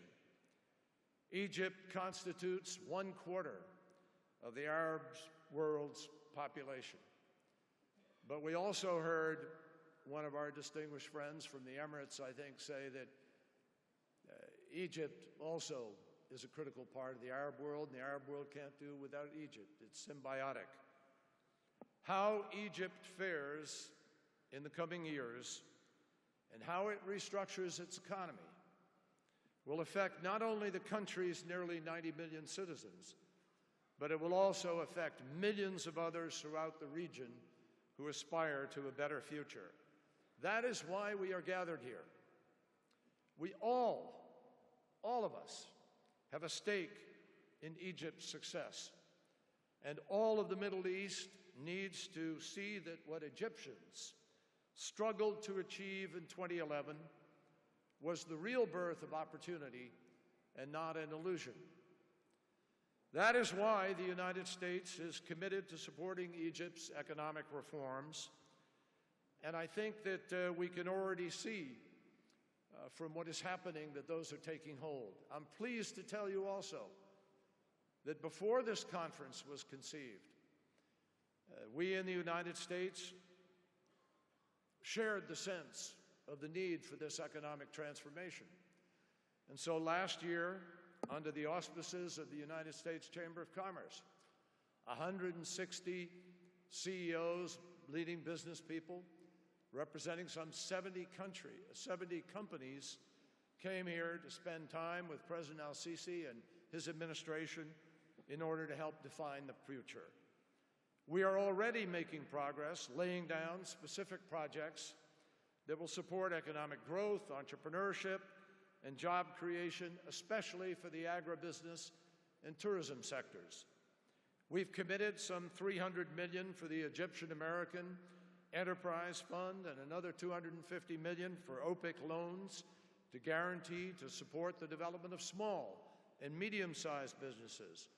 And just our qualifying industrial zone program has already spurred more than $800 million in Egyptian exports to the United States last year and supported 280,000 Egyptian jobs. That's in addition to $1 billion of loan guarantee, $500 million of recent investment by the Coca-Cola Company, General Electric, others who are deeply committed to this enterprise. We all know also that there are challenges. And yet every single one of us are here because through those challenges, we see and understand the extraordinary potential. There is a possibility of innovation, a possibility of attracting investment, a possibility of working together on an agenda of opportunity that literally creates the sustainable economy that President al-Sisi talks about, the open, inclusive, and transparent growth that is critical to attract capital. So there are about 4 things that are critical to that very quickly. First, Egypt needs to grow sustainably. And President al-Sisi understands that, and he's already taken important steps on macroeconomic reform. The United States is very eager to build on this progress by supporting the government's engagement with international financial institutions, including the IMF, efforts to improve cash management, lower debt, deficits, increase tax revenue, and reduce costly subsidies in a way that protects the poorest citizens. And as we all know, sustaining and strengthening these reforms will require courage and political will, and it is evident that President al-Sisi has already demonstrated that and is prepared to make those choices. Secondly, Egypt needs to grow openly and accountably. President al-Sisi, again, deserves enormous credit for working to improve the basic business climate in Egypt. He just signed a new investment law, and that will create a one-stop shop for business, which eliminates the bureaucracy, reduces the paperwork, streamlines the decision-making, and allows capital to take hold and begin to work quickly. This is a very important step, and I know that it will be followed by the additional work to provide sanctity of contracts, mechanisms for dispute resolution, and protections for intellectual property rights. Third, Egypt obviously needs to grow inclusively, and President al-Sisi is committed to that. A central demand of the revolution of 2011 was a more equal distribution of wealth, and that requires a commitment to empowering young people to fulfill their dreams, to meet their aspirations, and women also, in order to promote a free and active and independent civil society. And finally, Egypt needs to grow transparently.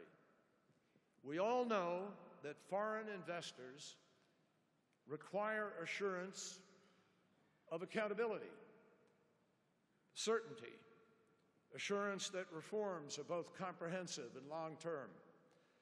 And immediately after taking office, President Sisi announced anti-corruption initiatives, and we strongly support his government in that effort.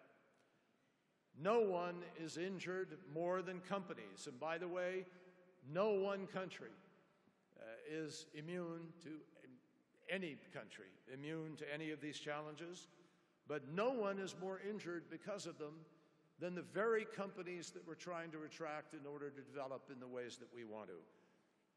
Ultimately, economic growth and political development go hand in hand, and that is how you build the strong society. Economic growth, widely shared, can help to ease any disagreements that characterize the openness of governance. And at the same time, the protection of individual rights and impartial administration of justice helps create the conditions for lasting investment and growth that benefits all Egyptians. So yes, there are challenges, and many of them have been alluded to by other speakers here. But the road ahead is absolutely clear, and so is the United States' determination to support Egypt's progress in any way that we can. Let me make one statement about that. And that includes, in the effort to stand up and fight against extremists and terrorists, the one thing we know is, here at this conference, we stand in direct contradiction to the nihilism that they present. They want to destroy and go back in time. We want to build and go to the future. And that's what this conference is about.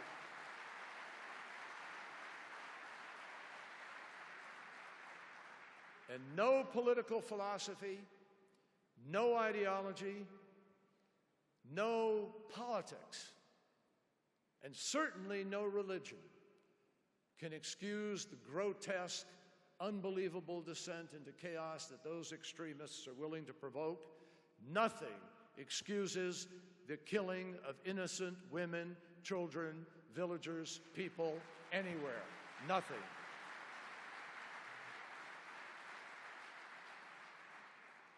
So that's what makes this, frankly, this conference so important. Because this is one of the most important tools in our toolbox to be able to embrace that future. Out of this conference must come a renewed commitment to fully empower Egypt's entrepreneurs and innovators, as well as provide for greater economic opportunity, not just for some Egyptians, but for all Egyptians. And I promise you, directly from President Obama and from this administration, the full commitment of the United States in this journey towards security, shared prosperity, and peace that the Egyptian people both desire and deserve. Thank you.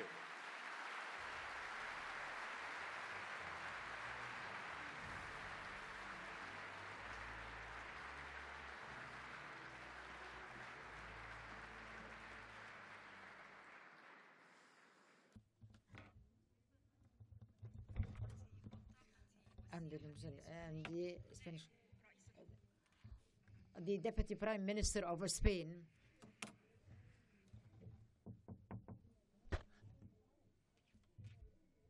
أيوة.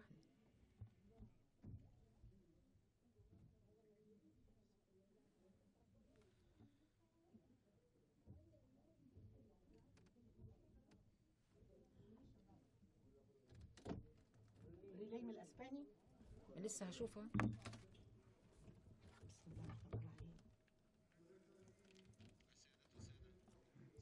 Ladies and gentlemen, Your Excellencies,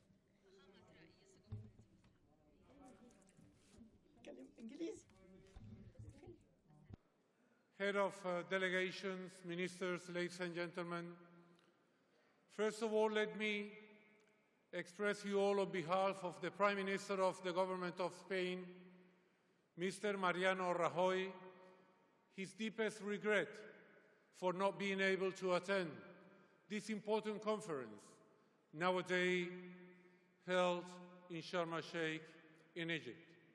Secondly, On behalf of the President of our government, Mariano Rajoy, let me express you, Your Excellency, President Al-Sisi, our deepest congratulations for this initiative, which is important for Egypt, it is important for all the region, but it is important as well for the whole world.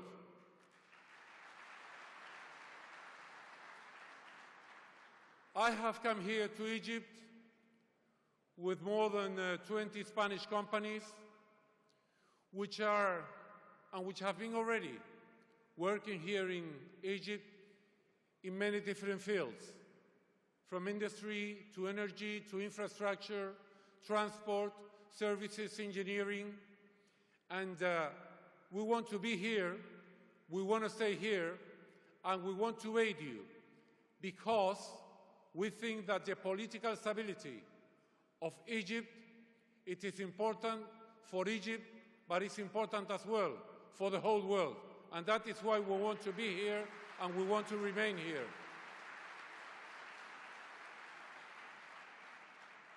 There are many other speakers, so I don't want to be a long time. Finally, I want to say that the battle which Egypt is giving to terrorism is not only a battle of Egypt. This is a battle of Egypt, of the whole Middle East, of the whole Europe, and of the whole world. The peace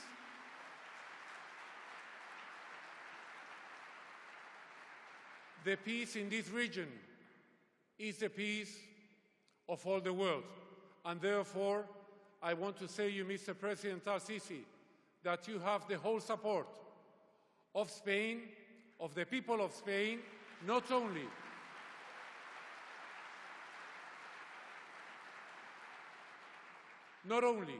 from the point of view of the investments we can make here, but as well to work together to win the battle against terrorism. It doesn't matter how long it takes, it doesn't matter how much effort we will have to make. Thank you very much.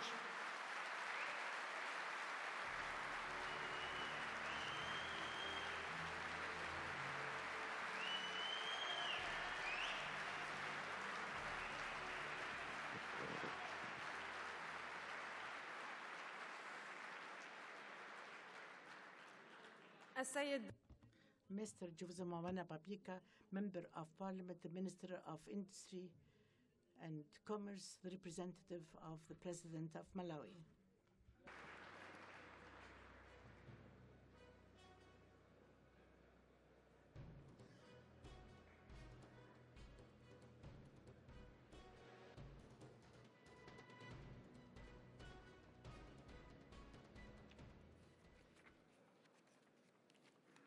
Your Excellency Abdel Fattah al-Sisi, President of the Arab Republic of Egypt, Your Excellencies, Heads of State, Your Excellencies, the Majesties and Highnesses, colleagues, honorable ministers, distinguished ladies and gentlemen.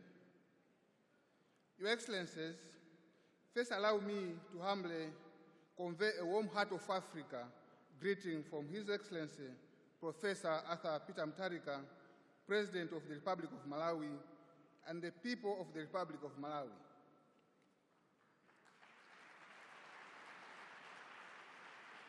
The President could have loved to join Your Excellency and your colleagues at this auspicious occasion, but was unable to do so due to other pressing matters back home.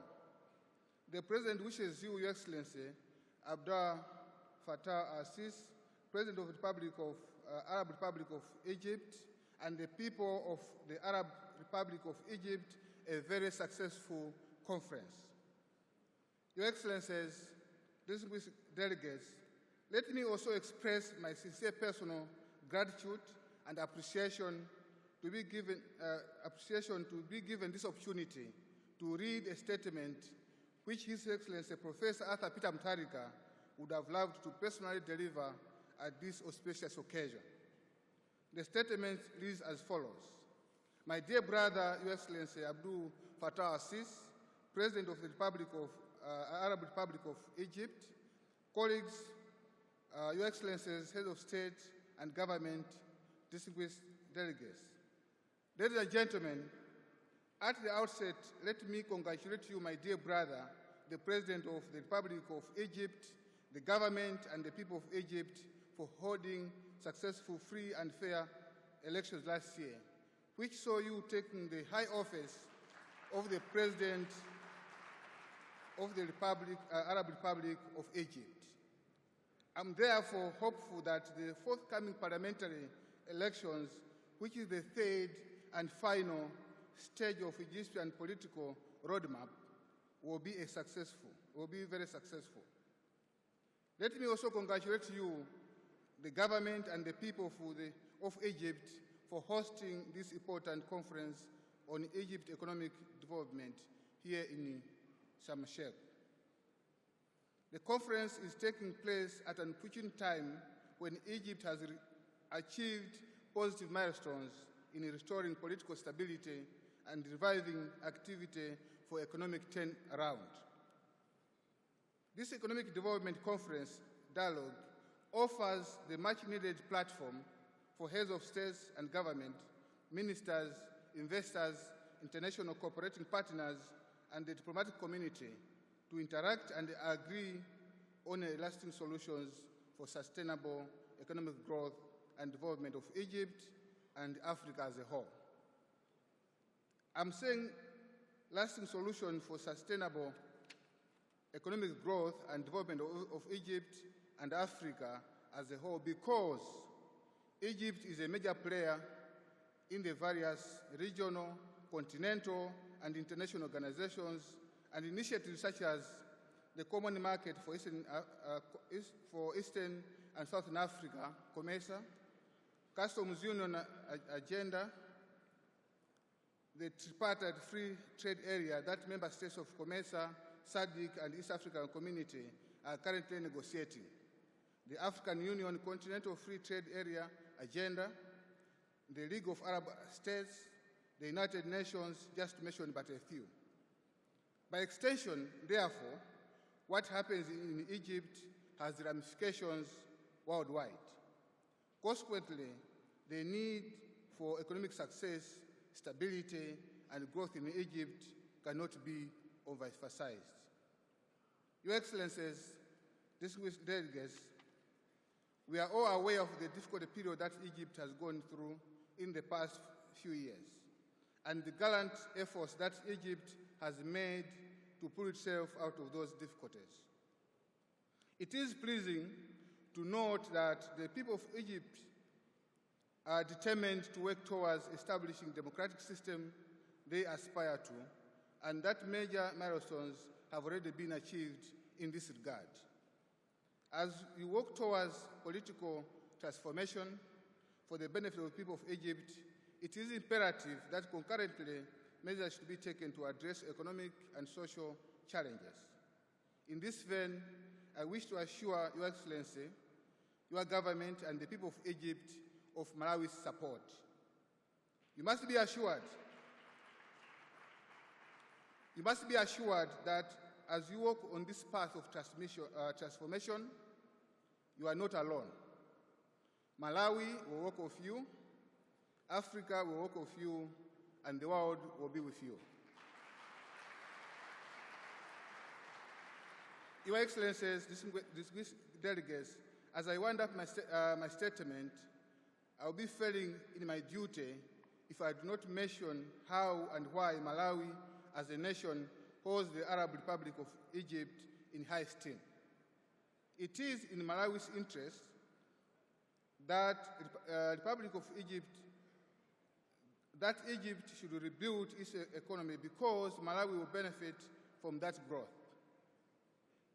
Since independence, Malawi has benefited quite immensely from its bilateral relations with Egypt, mainly in the area of trade, investment, health, and capacity building. I must admit there is literally no sector in Malawi which has not benefited from the bilateral relationship with Egypt, especially in the areas of capacity building and salient areas including health, agriculture, water, irrigation, fisheries, nursing, tourism, security, information, as well as diplomacy and international relations. Malawi continues to benefit in these areas despite the many challenges that Egypt faces. We therefore believe that we would benefit more with a strong Egyptian economy. Malawi stands ready to render its full support to Egypt as it builds its economy, and I look forward to a future collaboration in areas of common trade and investment in the interest of between Malawi and Egypt.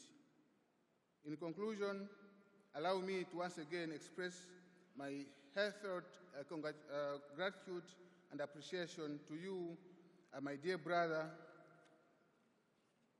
for extending a gracious invitation to me to participate in Egypt Economic Development Conference. I wish you a successful conference, and may the mighty God bless you. I thank you.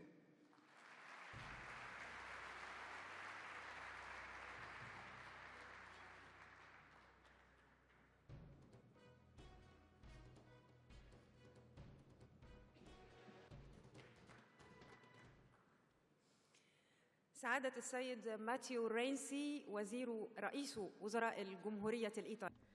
The Prime Minister of Italy, Raisu Mizu.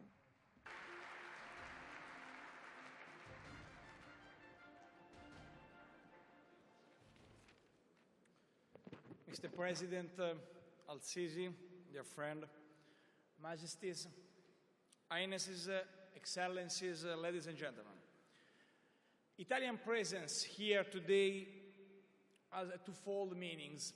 First of all, number one, while facing the growing challenge of terror, rather than putting up walls or being paralyzed by fear, the international community is committed to establish wider economic interconnections, to ensure sustainable development and greater stability. And with over 1 billion people, Egypt, its Arab and African backyards, represent an extraordinary area of opportunities and long-lasting development. Italy is determined, committed, to not miss this historical chance of greater integration between Europe and this space, and work to realize this dream. Italy must be a bridge between Europe and this part of the world. Egypt must be a bridge between this part of the world and Europe. Number two, we trust Egypt. We trust in your leadership, Mr. President. We support strongly its goal of achieving inclusive economic and social wealth for all Egyptians. We support its wisdom for an ambitious macroeconomic reform program, aiming at an even greater business-friendly environment. We support its vision, and we support the fight against corruption and for stability and prosperity. We trust Egypt's sense of direction and strategic endeavors and its ability to go through the process of institutional consolidation after a complex political transition. We know there are a lot of problems. This country is facing a lot of problems, including in coping with the growing threat of terrorism in a manner consistent with the respect of freedoms. But we are absolutely sure about that. Egypt's challenge is our challenge. Egypt's journey is our journey. And Egypt's stability is our stability, not only for this country, not only for this area. Dear President, we appreciate your leadership and wisdom in coping with the ongoing regional situation, particularly with regard to Libya. And I renew my personal commitment and the commitment of my country to working with you and other responsible international players, because all together to bring about a political way out of the Libyan crisis. I also want to say a word on today's tragic threat posed by terrorism. We all together have to join forces of this challenge. This has nothing to do with a clash of civilization, as some want to characterize it. This is simply a fight of the civilized world against few extremists, which has nothing to do with religion, as you, President Sisi, very clearly stressed in your recent address to the nation delivered on the distinguished Al-Azhar University the 1st January. I'm here today representing a country that holds a special relation with Egypt. Our historical roots, obviously first, shared interests and proximity are a fact of life, which go well behind the flaws of politics. But I am really proud because no Italian company, no Italian business person has left Egypt throughout the difficult phases after 2011 revolution. Nobody, no one, no business person, no firm left Egypt. And our friendship became our partnership in economics.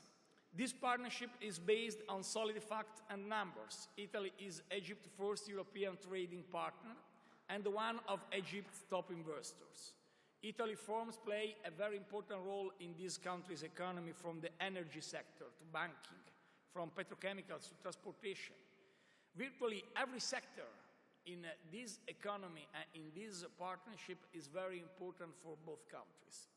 Now I think it's time, because this presence to increase both in quantitative and in qualitative terms. Only a few weeks ago, 2 weeks ago, an important business delegation led by our Ministry of Economic Development visited Egypt and had talks with the government key leaders. Most importantly, it held over 1,000 B2B meetings with the potential Egyptian partners. We want to existing partnership to expand on the new economic sector.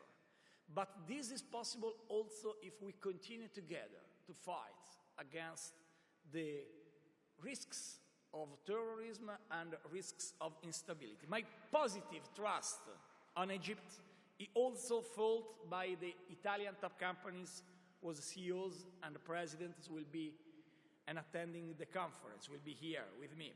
They represent the best Italy has to offer in terms of industrial skills and know-how, technological innovation, long experience of international market.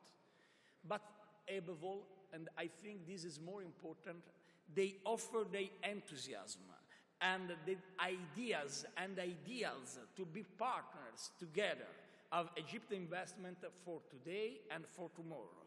Because we are absolutely sure Mediterranean area is not a frontier, is the heart of our civilization. Mediterranean Sea is a bridge with challenges and opportunities, goods and ideas, faiths and passions, crossing it in both directions. From the windows of Sharm el-Sheikh, gazes lost to the Suez Canal, and from there over to the heart of Europe. Egypt and Italy are located on the two sides of such a bridge. One in front of other, they can be seen as the gatekeepers of this unique space, which is not only point of encounter of great civilization of the past, but also a huge market for prospective consumers, and most importantly, a laboratory of a future coexistence and mutual prosperity between different societies and culture. This is the challenge. And for this, we will continue in the next weeks, in the next months, in both directions. I wait for you, dear President Al-Sisi, in Milan for the 2015 World Exhibition under the main, very important, Feeding the Planet Energy for Light. But above all, I wait for you in the crucial discussion about the future of this area. Because, Mr. President, Excellencies, this conference embodies the great expectations of meaningful and enduring development, especially felt by our young generation in Egypt, in Italy, or elsewhere. But I think this conference is, above all, a clear message, a very strong message against the ideas of terrorists and of extremists. The message is that we are stronger than them. We are absolutely more decided and committed to create a place of freedom, of peace, and of prosperity for everybody. This is the message of Sharm el-Sheikh Conference. Egypt and Italy are countries rich of history. And it's not very easy to build a future in a place rich of past. Because the past is very important, it's clear. But build a future in a country rich of past is particularly important, is particularly difficult, but it's also particularly funny. I think we have an incredible past, but I'm sure we have an incredible future, and together we'll build it. Thank you so much, Mr. President.